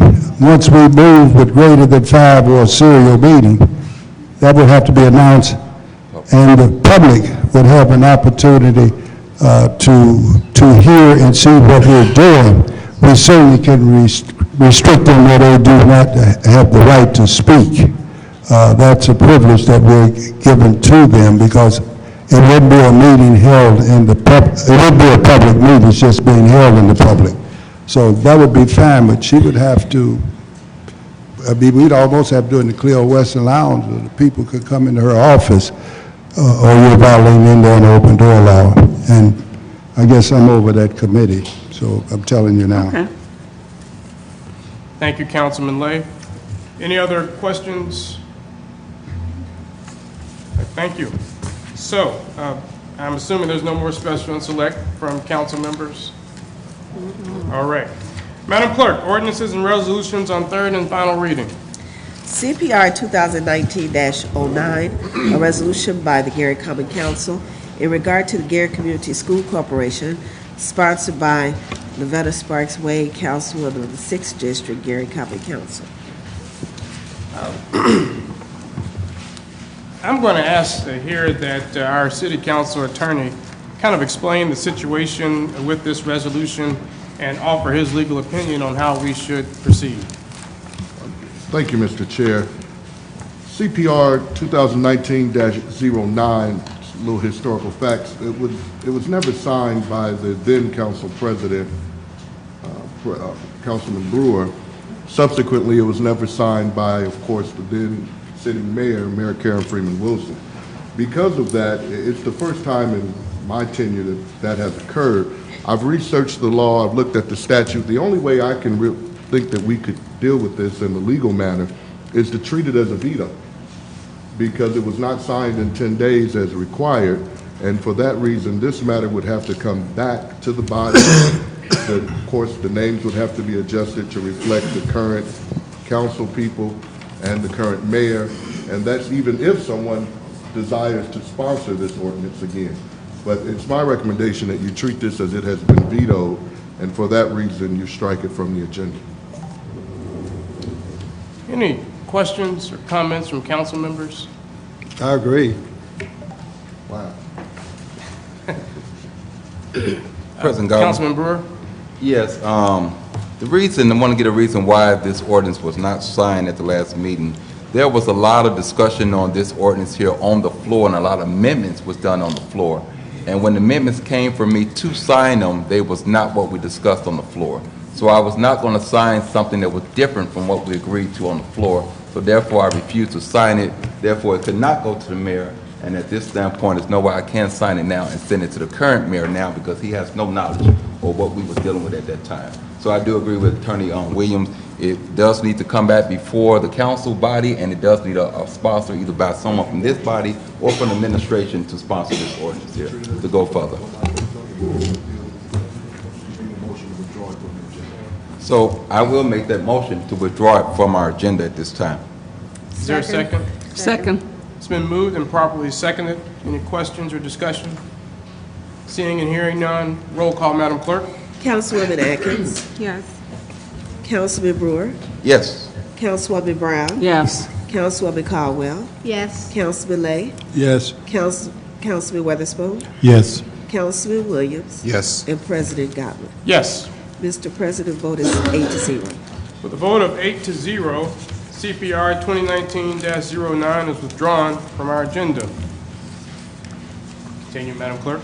CPR 2019-12, a resolution of the Common Council of the City of Gary, Indiana, approving the grant of special use to a parcel zoned as residential, sponsored by Mauricia Wilson, 751 Hanley Street, Gary, Indiana, property located at 2154 Wickham Street, Gary, Indiana. Point of order, Mr. President. Councilman Lay is recognized. This ordinance is not proper because it fails to comply with Indiana Code 36-4-9-12. I believe it should be referred back to, well, it's actually our resolution. And so I think it should go back to the law department for there to be a name there other than prepared by the City of Gary Law Department. That would make us consistent with what we have already done. I'm assuming this is not one of those where it should be an ordinance form.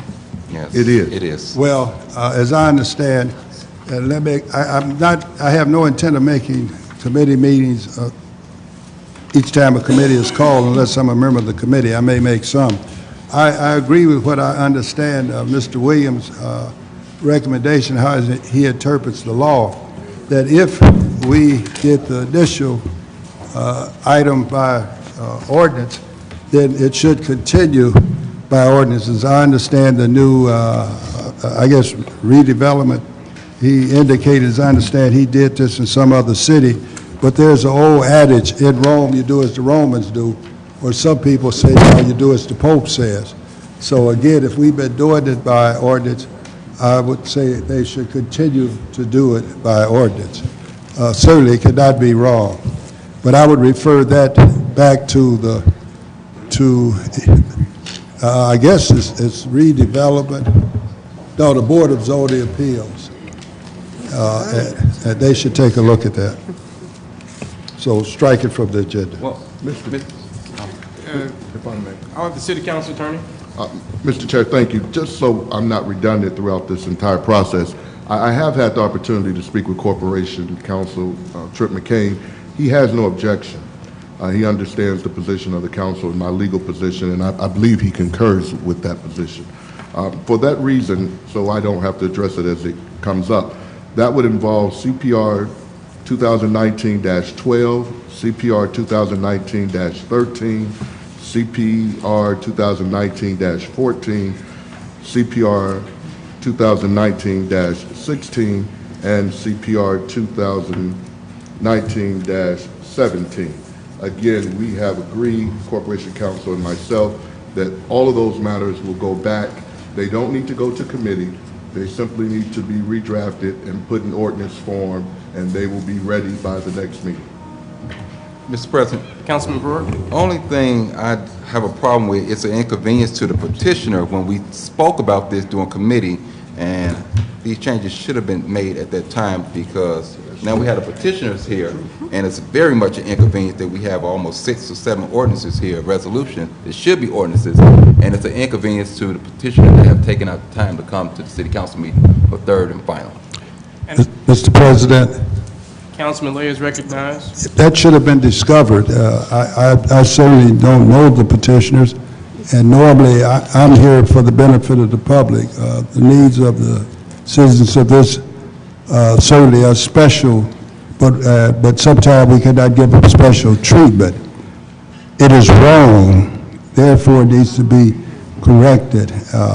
And certainly, I don't have a need to apologize, but I certainly will if that makes you feel any better. But these should be referred back. I agree with Mr. Williams. It's not necessary to go to a committee. Should be read, and a name should be put in there and brought back to the council. I don't see why they can't do this by, I want to say February the 3rd, brought back here. And I'm sure it's important enough for the petitioners to return to this council and hear how this council voted. Because it's here, if all the council was of the opinion I am, it wouldn't pass, I'd vote no. So it might be 7 to 1 tonight, but my vote would be no. I'm not going to vote for anything I think is wrong. Mr. Chair. The mayor is recognized. So, thank you, Mr. Chair.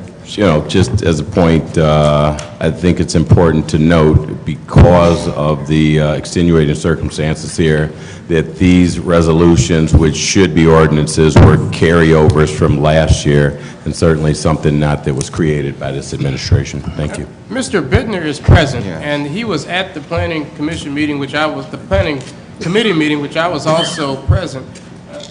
I would like to hear from Mr. Bittner, if you will, to explain. It was a discussion back and forth about whether they should be resolutions or ordinances, and I'm certainly sensitive to the sentiment that's raised by Councilman Brewer. When we are doing the work of public service, it's important that we're efficient and responsive to people who want to open businesses in this community. We need not delay them because of our mistakes and our inability to figure out whether we want to make something a resolution or an ordinance. And so I would certainly encourage us to get it right and not, people have lives, they have places to be, they have businesses to run, and they shouldn't be here. I see many of them in the audience and have to come back again next week because we want them to be present because of our error. Something that I think is easily amendable by simply changing the language from an ordinance to from a resolution to an ordinance. But I would like Mr. Bittner to speak because he was present at the planning committee meeting. Mr. Chairman. Mayor is recognized. So I'm going to ask that Mr. Bittner not speak. He certainly is not prepared to speak on this particular. This is more of a legal matter, and to that extent, we respectfully request the ability to have Corporation Counsel take a look at it and to address it, as I suggested earlier. Especially at the point that this is a new administration, I will reiterate that these ordinances were actually initiated before this administration, and to that point, the most salient other point that I want to point out is that Mr. Bittner will not speak on these because, from my perspective, this should be something handled by my Corporation Counsel. Thank you. The mayor has refused the council's request to allow the Executive Director of Redevelopment to speak on these resolutions. Certainly, Mr. Bittner was in the past administration and is also in this administration and had a spirited defense at the Planning Committee meeting of his choice to make these resolutions. Nevertheless, his boss has spoken. Any other questions or comments on these resolutions? Mr. President, Councilman Brewer is recognized. Let me just say this is very much unacceptable, and that song is going to get a little tired of being played. We cannot continue to use that this was the past administration when we talked about this during this administration, the problem that existed. And we thought we made this clear that this needs to be changed, or whatever discussion that was taking place, the attorney was there to make sure that this got handled before they got to us on third and final on tonight. So I believe there's an apology that needs to be made to the public and also to the petitioners that have come before this body here, because when you come on third and final, we're pretty much ready to go for a full vote at this time. And here we are basically having a discussion like we're in a committee meeting, which should not be done at this time here.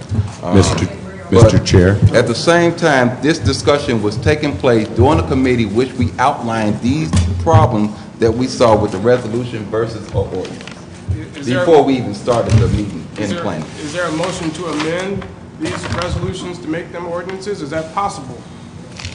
Mr. Chair. I would defer on Mr. Lay's recommendation. Once we start doing something, we need to be consistent in what we're doing.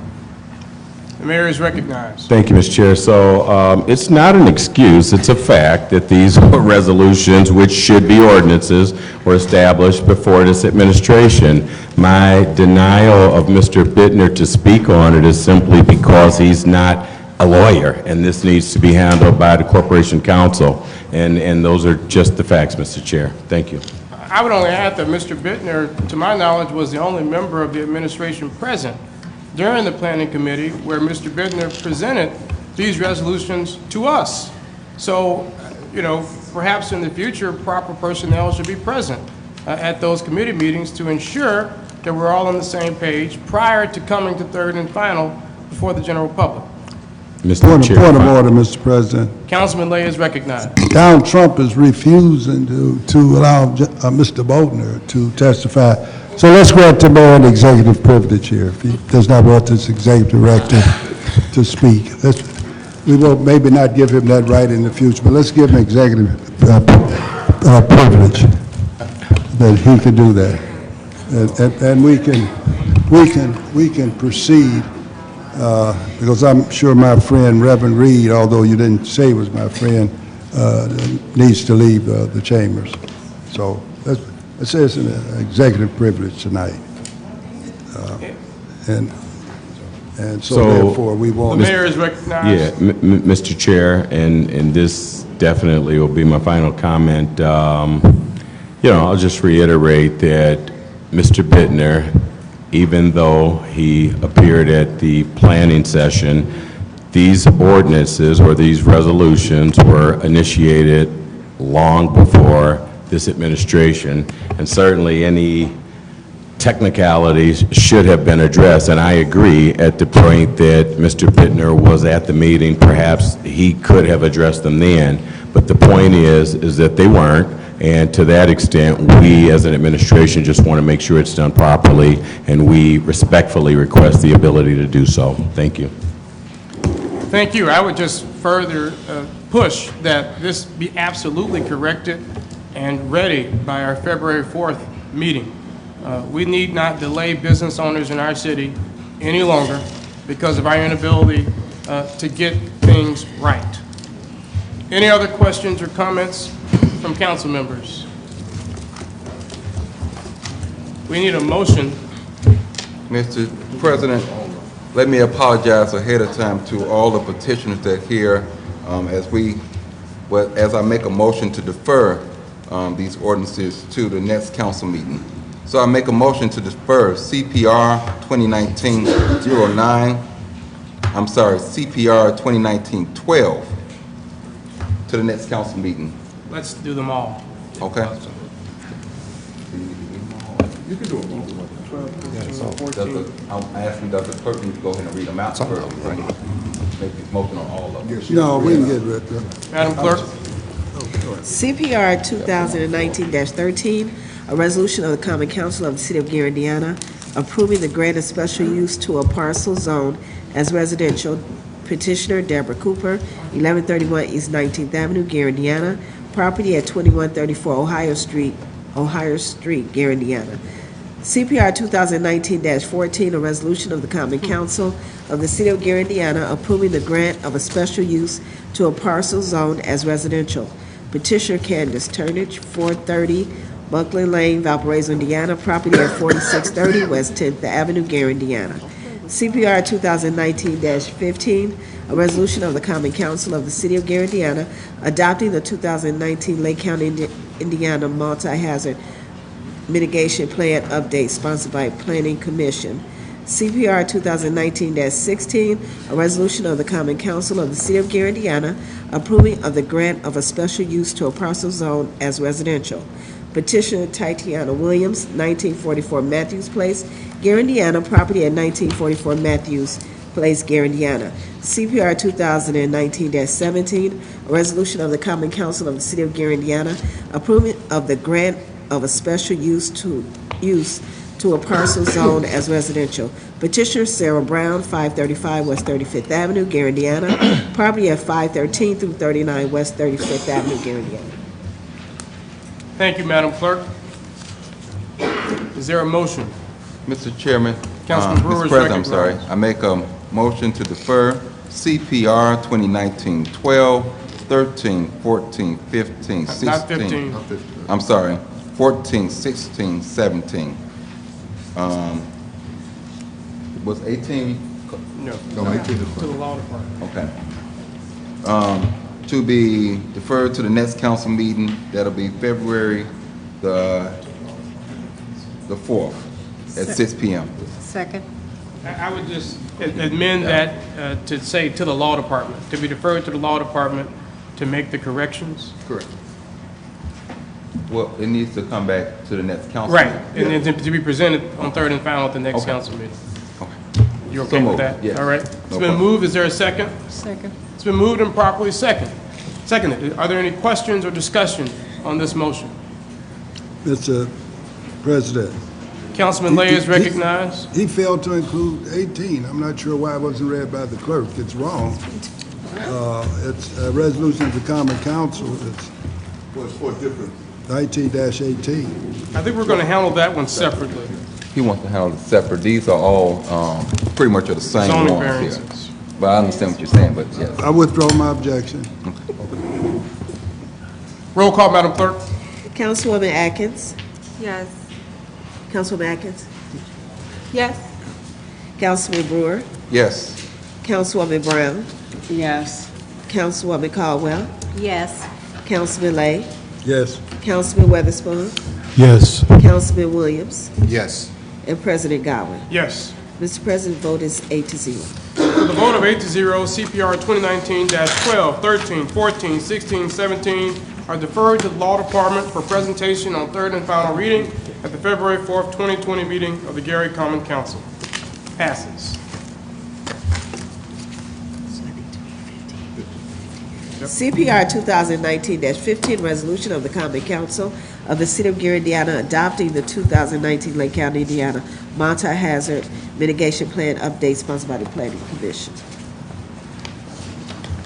Mr. President, Councilman Brewer. I move for passage of CPR 2019-15 on third and final. Second. Been moved and seconded. Any questions or discussion?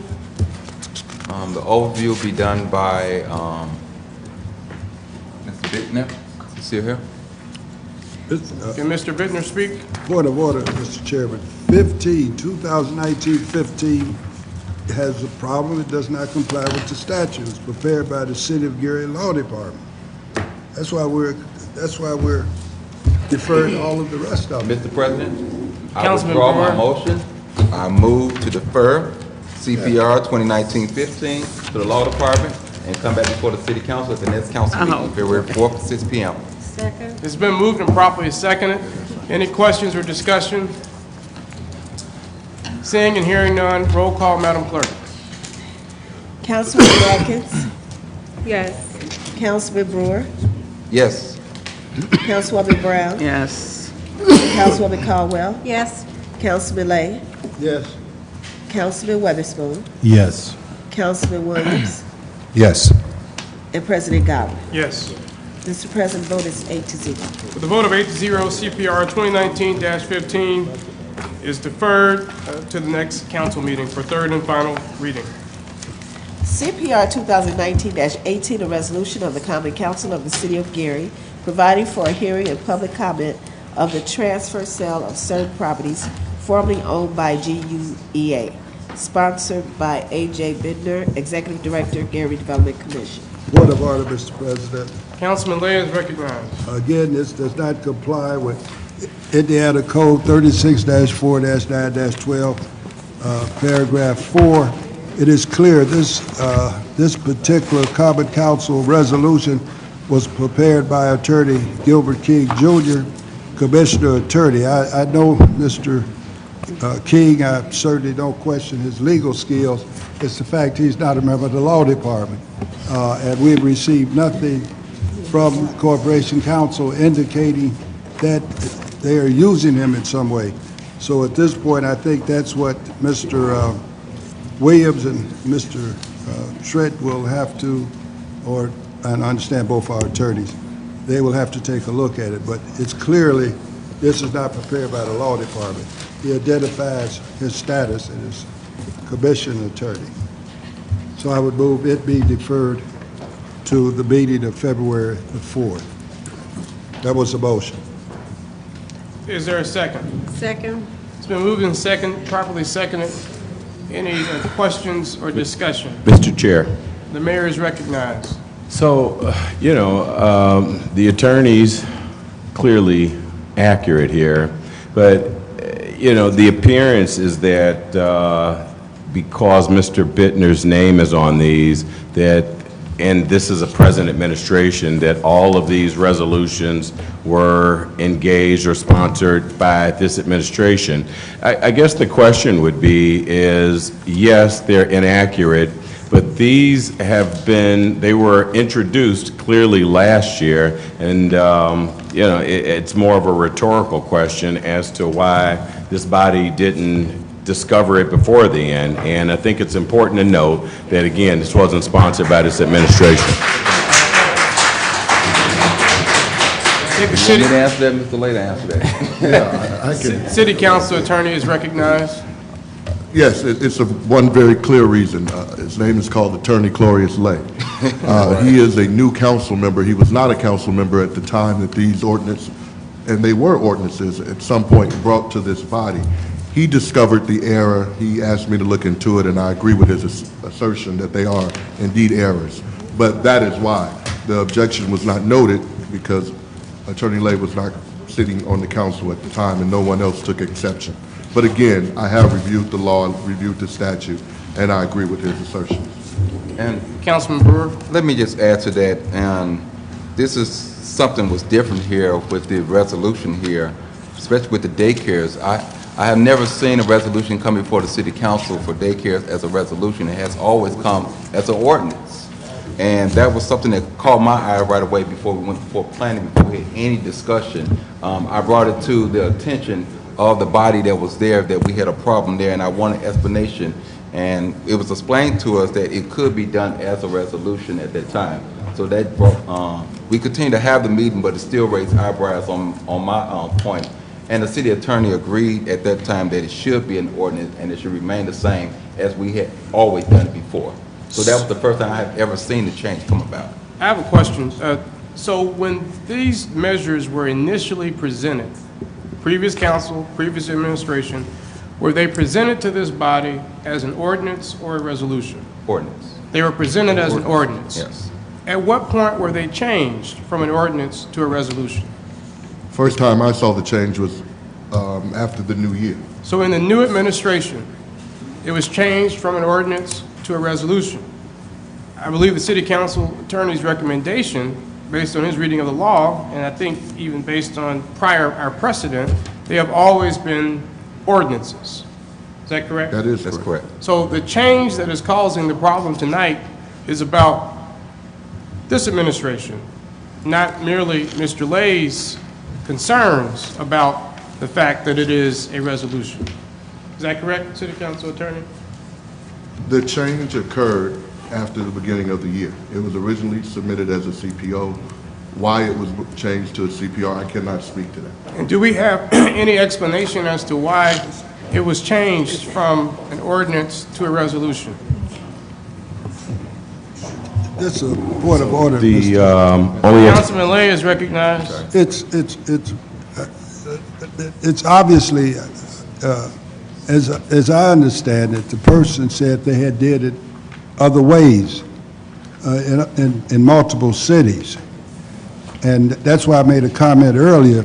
You do in Rome as the Romans do, or at least what the Pope says. I'm not sure that we gained anything by, and I don't want to use the word chastising, but again, carried on a discussion with an executive director or a director when I believe the mayor as well as corporation counsel are not finding fault with what we're referring back. The ordinance does have a 2019 date on it, and I agree with the Attorney Williams. They also have some 2020 dates on them. So it's sort of in two worlds. We know it's an error. Why not just let it go back to corporation counsel at this point? And if anybody makes the same error again, then I would suggest we deal with them differently. But right now, it's like every other ordinance. I don't think anybody did it intentionally. Again, I probably maybe have more tabs to read statutes because I didn't promise to pick up any snow, stop the dog from barking, fix any lights. I've never campaigned I could do that for you, so don't really call me to do it. I like to hear from you as residents of this city, but there's certain things I don't have the capacity to do. Call the mayor if you need your lights turned on or potholes fixed. But I would just ask the president just to let it go and send it back like any other error we've discovered. I think there's further discussion happening with the Corporation Counsel's office. No, we're fine. Okay. I will just say personally, I disagree with Councilman Lay on the legal issue. I understand that we have historically been doing it this way. And I disagree with the city council attorney too. It's nothing personal. But I honestly think that, especially in the cases of the zoning variances, you aren't changing law. You aren't changing the zoning code. You're merely deferring from it. And so all we're doing in the case of the zoning issues is we're responding to what the BZA has done, either accepting or rejecting their opinion via resolution. Now, I just happen to disagree, but I respect the history of the body and the precedents of using an ordinance. I don't think it has to be that way, but I certainly defer to the opinion of the city council attorney. I don't know if you have anything further you'd like to say. Just to be clear, we will disagree, I'm sure, but to be clear on the law, and the statute is very clear, you are deviating from the ordinance, and the ordinance is the law of the city. You create an ordinance, that is law. Anytime you deviate from the law, you have to do it by law. You can't deviate the law by way of a resolution. I've given the example. We've had, in my opinion, quite trivial resolutions that simply say, I agree that so-and-so should win the Oscar. You can't treat that with the same significance of that of an ordinance. You are deviating from an ordinance, and to do it by resolution, I think is a clear error. And so I don't want the argument to stand on precedent. I agree, if we've been doing something wrong, let's change it. My position is we have not been doing it wrong, that if you're changing an ordinance, you have to change law by law, and the only law recognized in this state is ordinance. And I asked this question last week at our newly elected officials training, and I was told that a resolution was proper for this very kind of maneuver, especially as it relates to zoning variances, because we are not changing the zoning code. The zoning code remains the same. We're just acknowledging the fact that the BZA has allowed a person to defer from that code. But, you know, that's just what I was told in Indianapolis, and I think others were present when I asked that question when we had a whole session on ordinances and resolutions. However, I know that this body has done it another way, and it seems like we're doing it multiple ways, even in the past 6 months. But I respect the opinion of the city council attorney. Point of order, Mr. Chairman. Councilman Lay is recognized. If you take a look at 2019-18, you will find that I was objecting to something else. 36-4-9-12 leads to who prepared the ordinance. My objection, although I understand and I agree with Attorney Williams, and he's your attorney, so the people downstate are not. This document, a Common Council resolution, was prepared by Attorney Gilbert King Jr. That's what I'm objecting to. And he identifies himself as the commission attorney. He has no authority to prepare a resolution for the Common Council unless Attorney Trent McCain, Corporation Counsel, has authorized it. Then he should send us something in writing telling us here's the person authorized. So that's what I'm objecting to. This has nothing to do with the mayor at all, or with this body. This is the same problem everything else we have deferred.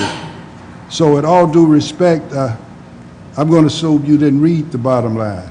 Or you I wouldn't did, have- I did. I see it before me. I see that. And you still disagree with 36-4-9-12? Well, I'm not, the Corporation Counsel is present, and I'm not sure whether historically he or his office has given the redevelopment attorney the authority to write resolutions on their behalf. He should get it to us in writing, if he has. I just told you I don't like verbal. Do you have a comment, Corporation Counsel?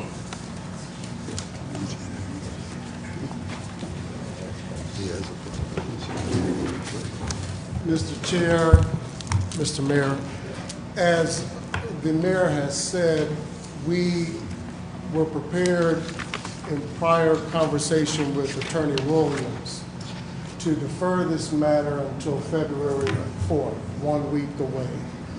And that at that time, we can intelligently discuss the tomato and the tomato and the issue regarding the resolutions and the ordinances, and come to some sort of consensus as to what the best course of action will be. Thank you, Attorney McCain. Is there a motion on this resolution? I just want to, just before we move, I just want to make sure we clear, because I don't want us to end back up as on the 4th with the same problem, that everyone knows what we're doing going forward, but I'm fine with it, but I want to make sure that we're clear and we don't get stuck at this again on the 4th. Make a motion to move CPR 2019-18 to the February 4th meeting at 6 p.m. with it being looked at by Corporation Counsel. Second. Moved and properly seconded. Any questions or discussion? Seeing and hearing none, roll call, Madam Clerk. Councilwoman Atkins. Yes. Councilman Brewer. Yes. Councilwoman Brown. Yes. Councilwoman Caldwell. Yes. Councilman Lay. Councilman Weatherspoon. Yes. Councilman Williams. Yes. And President Godwin. Yes. Mr. President, the vote is 8-0.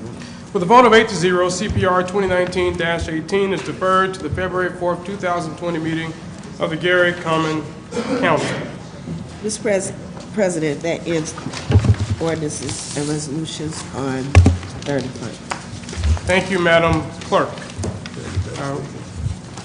We have with us tonight the Community Benefits Agreement Committee, and I am granting them 3 minutes to come and to present before us. I believe Ms. Carolyn McCready is the leader of this group.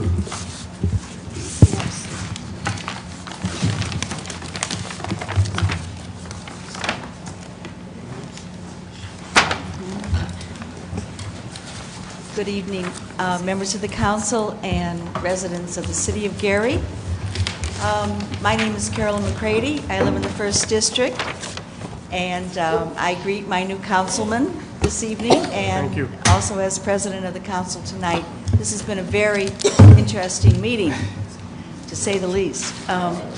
Standing with me tonight are some members of my committee, not all of them, but we have Ms. Lori Latham, who is also with the NAACP and with the No Smoking campaign.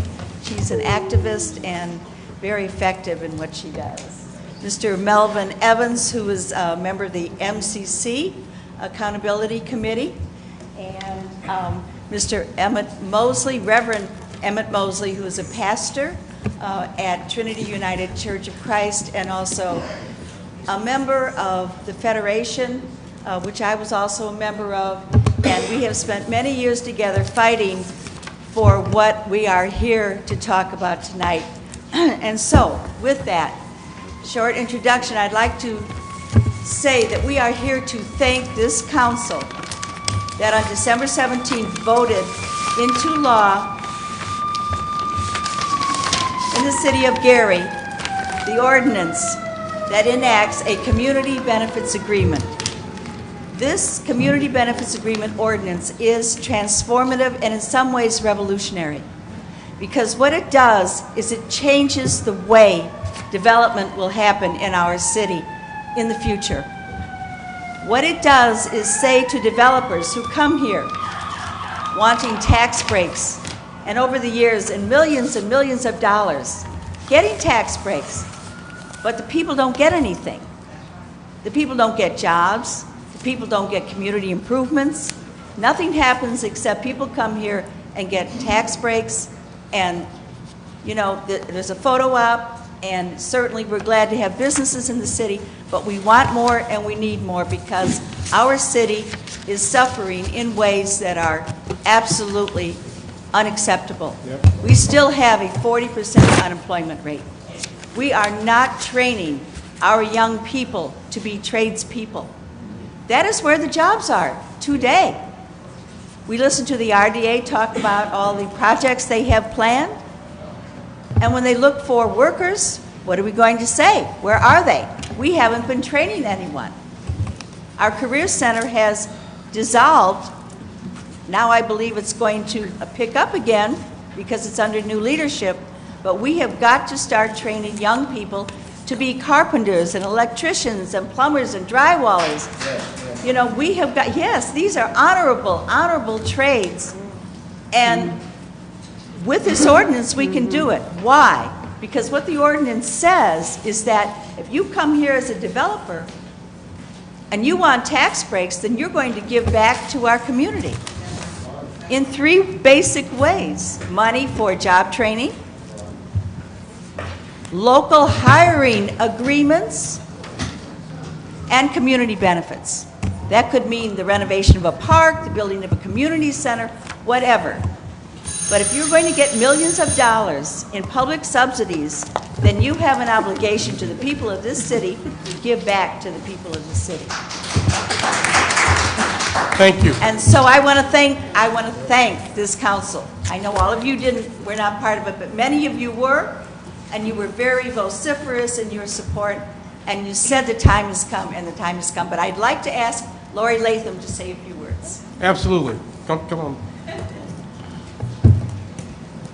Good evening, Mr. President, members of the council, and members of the public. As you said, my name is Lori Latham. I currently reside in the 1st District, but I believe I've resided in all of the districts except maybe the 4th.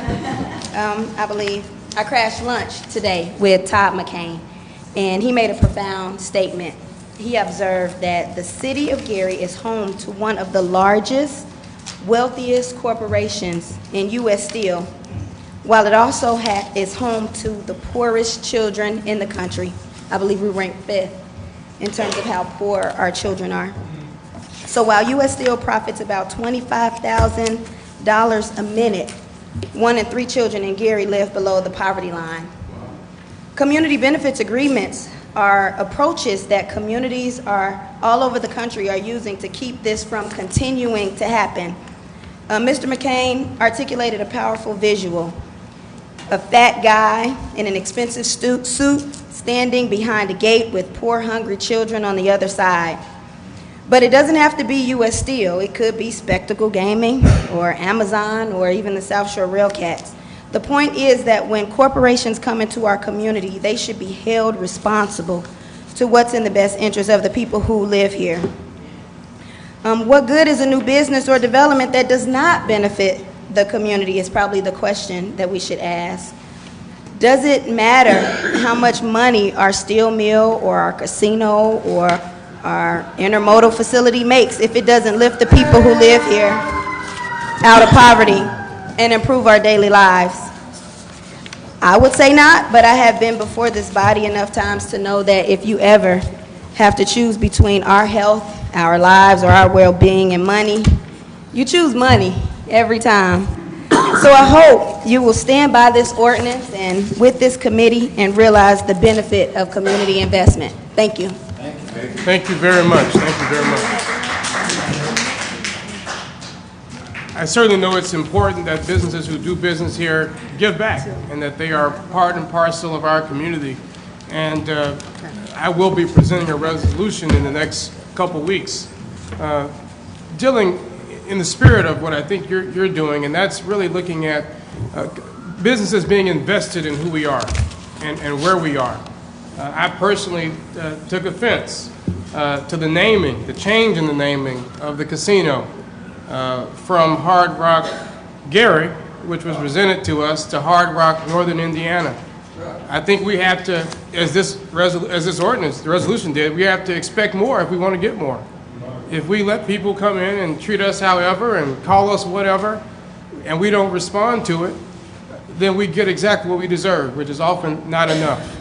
So I will certainly be following up on the CBA and looking for businesses to be engaged in serious and meaningful ways and not be ashamed that they're in the city of Gary. Not merely to reap the benefits of location and cheap cost of doing business, but to be proud as we reimagine Gary and we build our city's brand. Don't hide from Gary, embrace Gary in every way. So thank you so much, Ms. McCready, for the work that you're doing, as well as Lori Latham and others, Mr. Evans with the MCC. I look forward to working with all of you. Thank you very much. Mr. President, I would like to change the time for my boards and commissions meeting because we're not having any other meetings today. Councilwoman Barnes-Caldwell is recognized. I would like to change the time for my boards and commissions meeting Monday, February the 3rd, from 6 o'clock to 5 o'clock. From 6 o'clock to 5 o'clock, because we're not having any other committees. 5 o'clock? Yes. Okay. The Boards and Commission meeting will be February 3rd, starting at 5 o'clock in the Cleo Wesson Council Lounge. Thank you. We have now reached the time on our agenda for public comment. The clerk will read the names. Each Mr. President, Councilman Lay is recognized. I would be remiss, and it really slipped my mind, and Attorney Williams brought it to my attention. This city has lost an icon, a legend, and that by the name of Monroe Smith. He retired from the Gary Fire Department. He also has served as chief of, I believe, the fire department in Oakland, California. He may have been chief here. He certainly has been over the retirees for the firemen. He passed on January the 25th of this year. His funeral will be February the 1st, 2020 at St. Timothy Church, which is on East 1600 Grant Street. Visitation is 9 to 11, I believe, and the funeral will be at 11 o'clock. I'm very fortunate I had the opportunity not only to know Mr. Monroe, he once ran for the council at the young age of 75. When he passed, he was 99. And he, like I say, he's an icon in this city. Maybe some of the younger people are not familiar with him. So we did lose a great person. Thank you. And I'm sorry I didn't say it when you previously gave me the microphone. Thank you, Councilman Lay. Clerk will now read the names for public comment. Each speaker is allowed 3 minutes. Again, we ask that you exercise proper decorum and respect for this body and respect for this chamber. Madam Clerk. First up, we have Braden P. Wilson, Jr.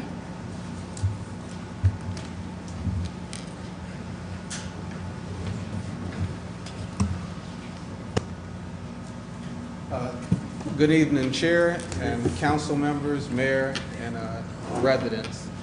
I'm here, my name is Braden P. Wilson Jr. I'm here on behalf of the NAACP, and I would like to let you all know I'm looking very forward to working with the Gary Commission for the Social Status of Black Males.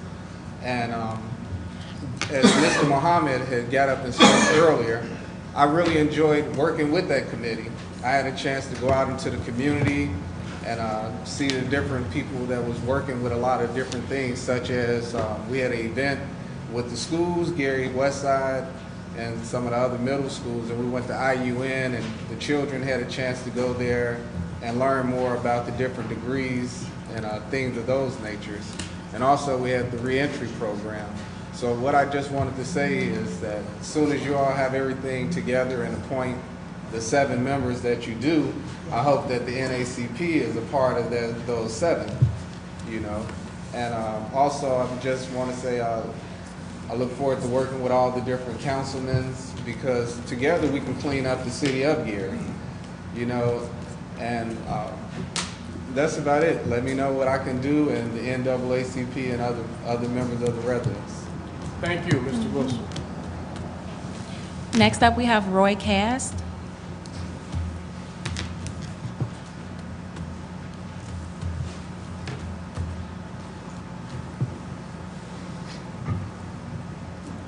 Good evening, council members and mayor. I came in the spirit of reimagining Gary. I've been hearing about that, and I missed all the meetings, I guess, so far. But I imagine a city that functions. I imagine a city that you don't think about being denied because we've forgotten about it. The 2 things I really would like to see us have is a grocery store in Tri-City and a hotel. So it seems that everybody has forgotten that we need that, because we have a desert, a food desert. When you leave East Chicago, where's the closest grocery store? On the market. So the whole west side of Gary has no grocery store. There's one sitting there, and I don't know what it takes to get these things running. We don't have a hotel. And this is really making me mad, because I used to work at the Radisson. And Dean White can build all over the world, but he can't build in Gary. You got Powers and Sons, they work here too. You got Holiday Inn sitting over there right off of the toll road, and nobody even thinks about it. We just ride like, hey, we don't deserve a hotel. We don't deserve a grocery store. So if somebody comes from out of town, might as well stay with their auntie, right? We're missing tourism dollars. We got, what's his name, running the tourism bureau over there, and we barely mentioned. We don't get anything from our tourism dollars that we should be getting. We count ourselves out before we even put ourselves in. I don't know what it takes to get this. I would like to see us try to make ourselves viable again. I'd like to see street sweepers sweeping up the streets. I'm tired of looking at dirt. I'm tired of looking at broken bottles. I'm tired of people saying that's not us. And my people say that I'm too positive. But I don't think that you're supposed to, like, I'm a lifelong resident. I'm from the 4th District. I lived in the Pyramids, okay? And so I just had my fence running too. It's a brick fence. I didn't know 311 wasn't working. So a traffic incident happened right at my house. If you ever go to the park, Fravel Park, you look there, that's my fence. There's a big gaping hole in it. But we can't get the city to address anything. We can't talk to anybody. We don't have enough personnel. Ms. Latham used to be head of the park department. Now, where's the park department? My wife works in East Chicago. I go sit at the park in East Chicago, Washington Park. That's a park. We got grass. You go over there at Christmas time. Did anybody ever been over there? Yeah. Lights, cameras, everything is over there. But when we come here, we don't even allow ourselves to have a park. We have nowhere where you can sit, enjoy yourself, put your children out, your grandchildren, and have them explore the city, because we have such a grimy image, and we're still perpetuating that. Thank you. Thank you. Next, we have Linda Collins Brown.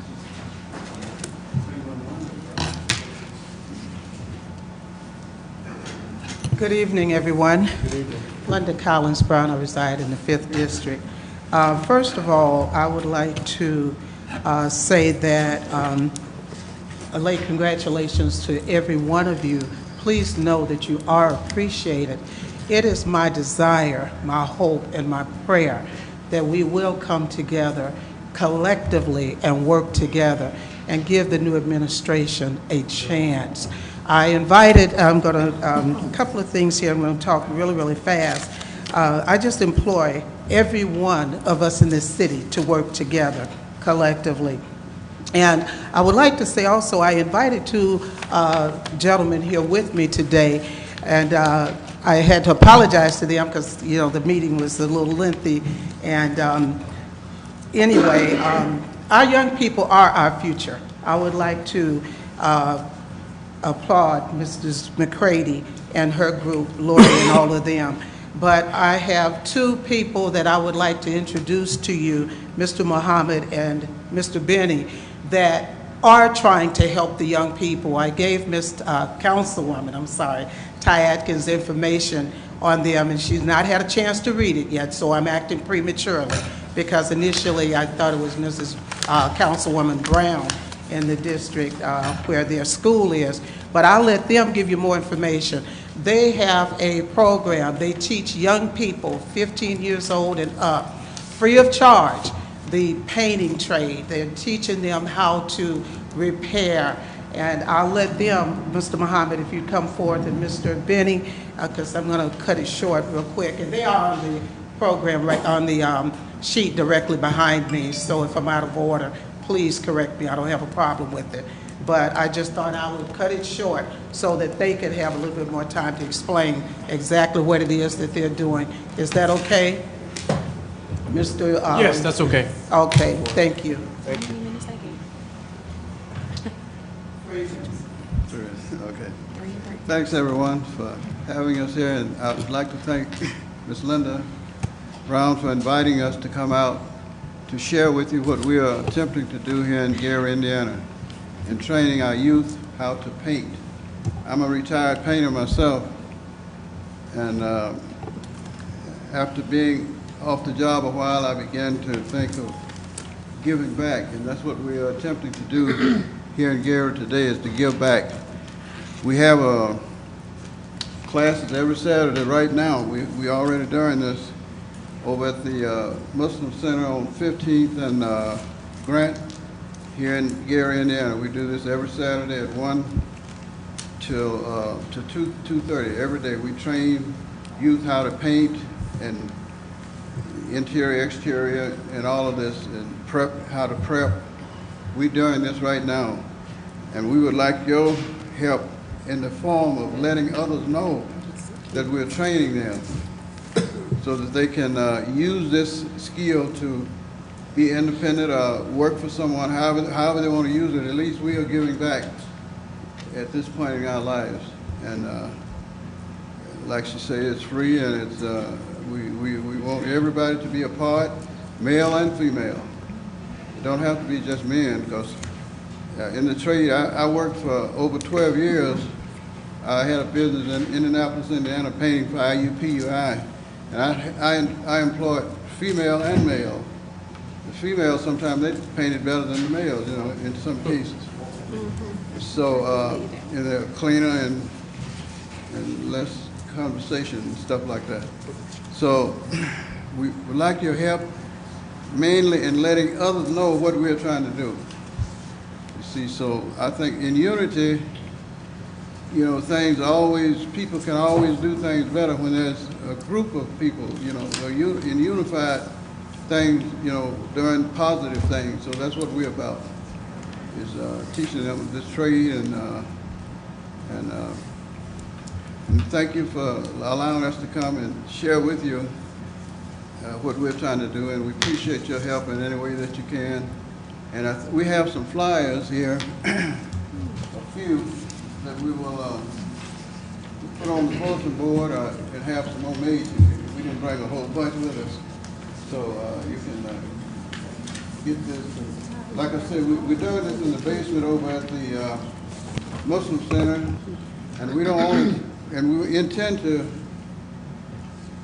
get as many as we can prepared there, and then we'll move on to other areas. We should set up centers, I think, throughout the city. You see, you got a lot of liquor stores throughout the city, so we set up training centers throughout the city, something more positive. So that's what we're about.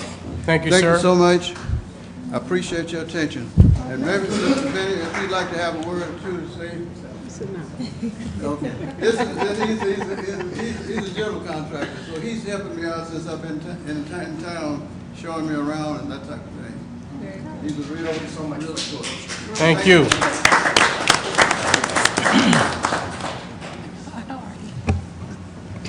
Next, we have Jim Nowacki. She can't speak. Good evening, Mr. President, members of the council. My name is Jim Nowacki. I live in the 2nd District. I was not surprised to read our daily newspapers most recently. I'm sure the council members were not surprised to read the daily newspapers most recently when we find that NICD, the South Shore Railroad, responsible for the $1 billion East Lake expansion of the line, has hired an Illinois firm to be the main contractors on this billion-dollar project. I remind the council, 2 years ago, we budgeted $330,000 a year for the next 30 years to fund that project. Doesn't come anywhere near our community. Now, it's not hard to understand why NICD could feel so bold to spend $1 billion of Indiana taxpayers' money with an Illinois firm. One, Mr. Nolan, who runs the line, he lives in Illinois. Number two, Lake County. Lake County represents 85% of the ridership on the Lakeshore Railroad. 85% in Lake County. We're represented by the president of the Chicago Urban League. We've got 3 other representatives representing distant counties. We've got a representative representing the governor. But can you imagine that Lake County, 85% of the ridership, probably 95% of the financing, local financing for the project, all comes out of Lake County. And our representative is the president of the Chicago Urban League. Now, who do you think is going to be, whose bread is she going to butter? She's certainly not going to butter Indiana people when her responsibility is to raise money in Illinois. So, Mr. President, we are headed for a train wreck. And I don't mean to pun lightly, but this is going to be a disaster. And we had wonderful speakers talking about finding jobs for Gary residents. What's the chances of this Chicago firm hiring Gary residents when even local contractors and big projects in Gary, funded by Gary money, don't get local participates in their workforce? So, Mr. President, we've got a bone to pick with Mr. Nolan. We've got a bone to pick with the Lake County representative. We've got a bone to pick with Governor Holcomb. We've got a bone to pick with NICD. We should take a stand on this issue and protest strongly. And I know there's things we can do. We can't get out of that $330,000 a year that we've already pledged. They've made that very clear. But we should be mad as hell, and we shouldn't take it. Thank you. I would just quickly respond that the governor has not yet appointed. There's a vacancy for the Lake County representative on the NICD board, and the governor has not yet appointed, to my knowledge, who former Mayor Karen Freeman Wilson's replacement will be. And just secondly, I totally agree with local. I'm local all the way, starting at City Hall, for all relevant positions that require it, and that's why I support the CBA. I know it can be tough in some instances, but we certainly have to push dollars being recycled in our community. I believe the mayor has a comment. Yes, thank you, Mr. Chair. So actually, the governor has made a new appointment, and I'm proud to announce that that new appointment is the current mayor of Gary to the NICD board. So thank you. Congratulations. Congratulations to Mayor Prince on your appointment to the NICD board. Next speaker. Next, we have Mr. Riso.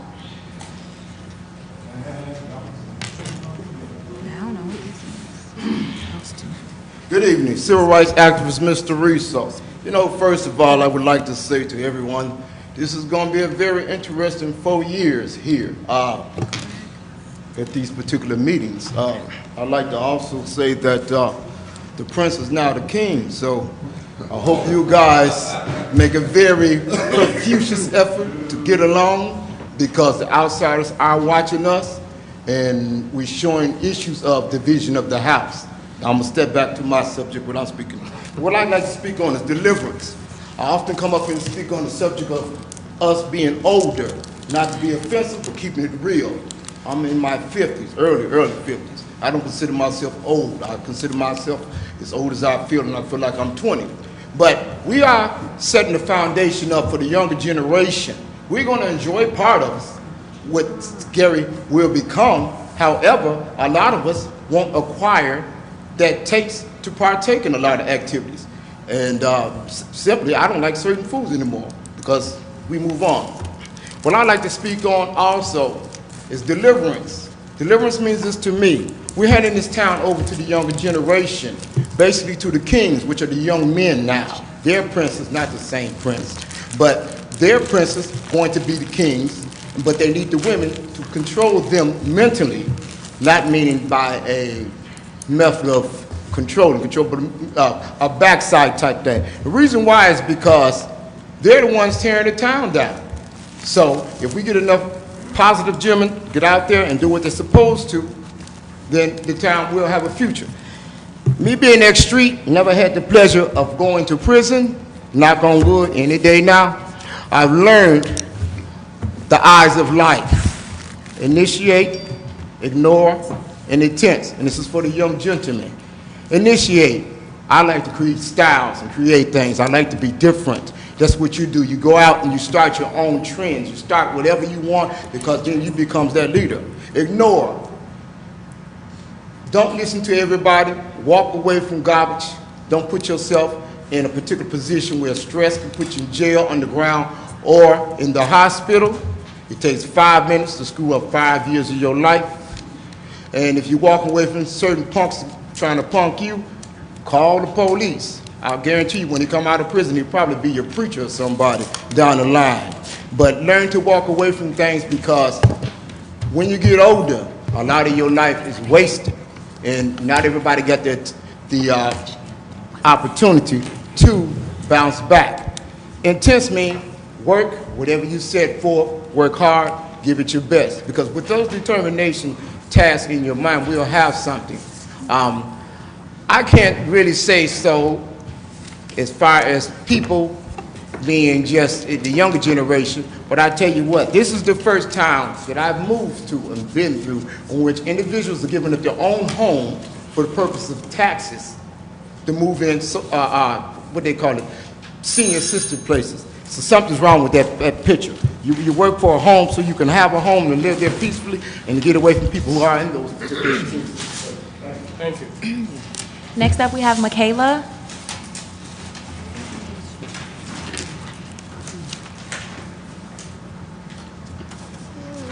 Good evening, everyone. So I've talked before here about the need for ethical consistency. And this whole meeting, to me, emphasizes how important that is. Because it seems like some of the council may feel that other members of the city government is not being accountable to them publicly. I want to emphasize that when we start talking about putting sanctions on public comment that occurs in this chamber, that's essentially the same thing. You're just doing it to somebody else. And that's an example of how slippery slopes aren't always fallacies right there. Likewise, I wanted to address something else that I had said previously that I learned unfortunately was incorrect. Last time I addressed this body, I stated that Melvin Buller was still in the hospital. Unfortunately, myself and my friends had not gotten in contact about this with each other. Melvin Buller, in fact, passed away the Saturday before I made that comment of his wounds that were police-inflicted as a man who was hard of hearing and who may not have even known that the police wanted him to do anything. I think we've all seen the pictures of Mr. Buller's windshield, and we can all imagine what kind of damage that did to Mr. Buller. We talked last time about this idea that there's these bodies that are already taking care of accountability and transparency when it comes to the police. That's obviously not happening because 2 months later we still have no idea what happened that night. There's been no accountability, there's been no transparency. And if people were more familiar, people in positions of power were more familiar with the experience of everyday people when they try to get any kind of justice in this city, they would know better than to suggest that, frankly. I think even the behavior of those entities that are allegedly responsible for accountability, when it came to trying to put through a civilian review board, their behavior in that regard and the behavior of the FOP spoke for itself. I'd also like to say that our education system is in a desperate place. We have MGT and Edison Learning openly trying to shut down the two remaining high schools that we have in this city, the two remaining public high schools. We don't need our school system to turn into a feeder system for charter schools. Thank you. Thank you. Next, we have Richard Hengelberry. He spoke earlier. Okay. And last, we have Attorney Tracy Coleman.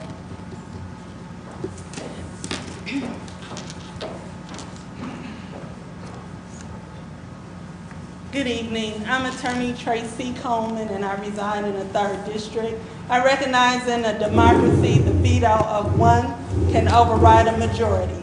But it is so important when you're an elected official to realize that we're setting a record of where we stand in history.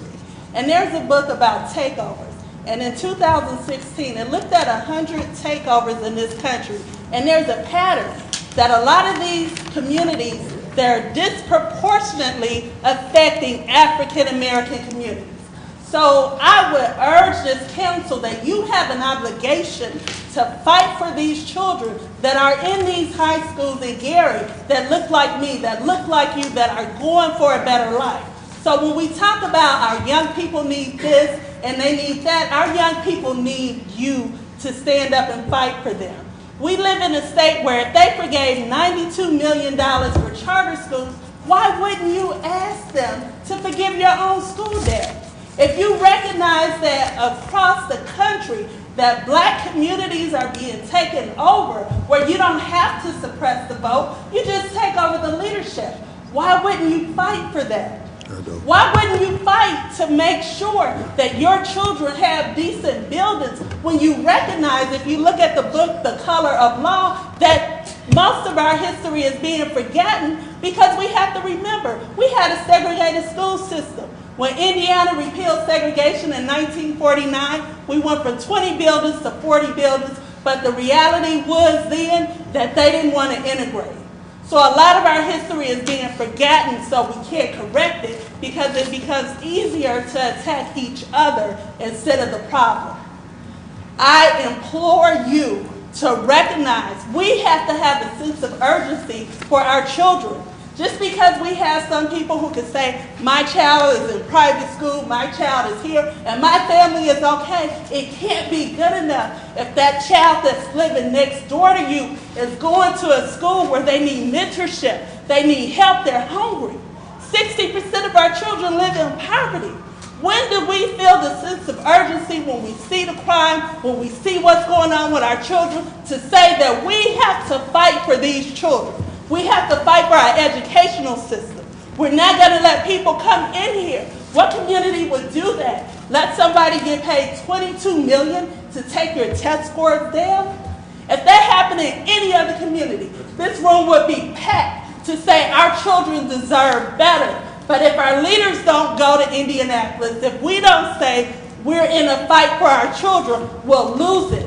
And then it will hurt our children, which are the most vulnerable. So I implore this council, I implore our community to recognize that people fight for local control for a reason, because those children are their children and they deserve the best. Thank you.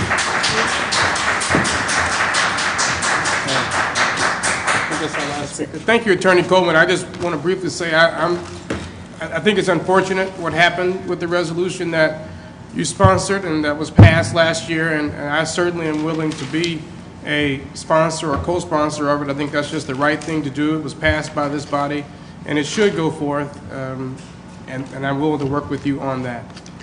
Any other questions or comments from councilpersons? Mr. President, Councilman Lay is recognized. I think everything that people raised here today is important, but there are two things I think I required to respond to. When I use the word sanction, if you're not in a public meeting here, you're in a meeting held by the public. If you are abusive at that podium and you do things that are disrespectful to the council, for instance, you want to call council members names, this council cannot call you a name. That's disrespectful. So therefore, the sanctions would be put in writing so it would be clear what you can and cannot do. And I've engaged in litigation against this council several years back, where we dealt in federal court with what you could do or not do. In response to what Attorney Tracy Lewis Coleman said, or it could be Tracy Coleman Lewis, I'm not sure which is the correct way. I was on the fiscal management board for the school system. I was appointed. The bill came into existence, the exact date is April the 28th, 2017. That's when it came into existence. That's when the governor signed the bill saying that the Gary Public School System was going to be taken over. In fact, the governor Holcomb appeared here at 504 Broadway, and a lot of people was there for his appearance. Inside of the bill, and I'm not going to cite it because I'm not sure, it's a Senate bill. I think it's Senate Bill 567, but don't hold me, sometimes the numbers run together. In that bill, it's a right to go to the State Board of Finance and ask that the $100 million be forgiven. In other words, there is a procedure already available to do that. In fact, Dr. Vernon Smith proposed that some legislation at the state just after it was taken over that the Gary Public School System would be given $50 million. That was never assigned to a committee, so it failed. I've not had an opportunity to read this amended ordinance, but in other words, it's not a forgiving. You go and ask the state to give you the $100 million. The reason I stepped down from this fiscal management board, at that point, I think Early Rogers, Senator Rogers, was president of the board. I was a member of the board. The chancellor of IU, Dr. Kia, was a member of the board as one other person. I found that they were ineffective, that it was a waste of my time. At my age, I can't waste too much more time. So I stepped away from the board. But you certainly can go to the State Board of Finance. It's obviously they have stripped the Gary Public School Board of having any authority at this point. I'm not sure what they are.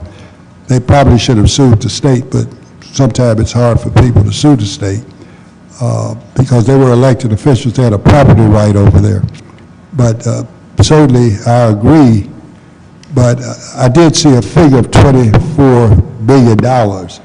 Well, really, you need $100 billion just to get back to zero. And yes, they could have did a lot with the Gary Public School System before they took it over. And I realize I'm taking a lot of time, but there was predatory lending over there. The state allowed the public school system to have bonds at $50 billion. They then moved to allow the school system to get money from this common school fund of $30 billion. Then, of course, the rest of it was simply the school system made a mistake. I have a friend that used to say this. You could ask him, say, do you owe? And his response would always be, everybody other than the ones that said no. So people will take money if you offer it to them until you stop. So again, I think the resolution is good. I haven't read it. I will read it thoroughly. But there's a mechanism over there already that someone can ask for that $100 million. They can get it out of it's called State Board of Finance. It's in legislation already. I do not believe they've ever asked for it. Thank you, Councilman Lay. Any other council persons? Certainly, we've had a very spirited conversation, and this is what government at work looks like. This is what paying attention to details looks like. This is what being engaged looks like. This is what checks and balances looks like. And I'm proud of our council. We all bring diverse talents and skills and backgrounds to the table, which propel many of the questions and concerns you heard tonight and you will likely hear in the future. Is there a motion to adjourn? It's been moved. We're adjourned.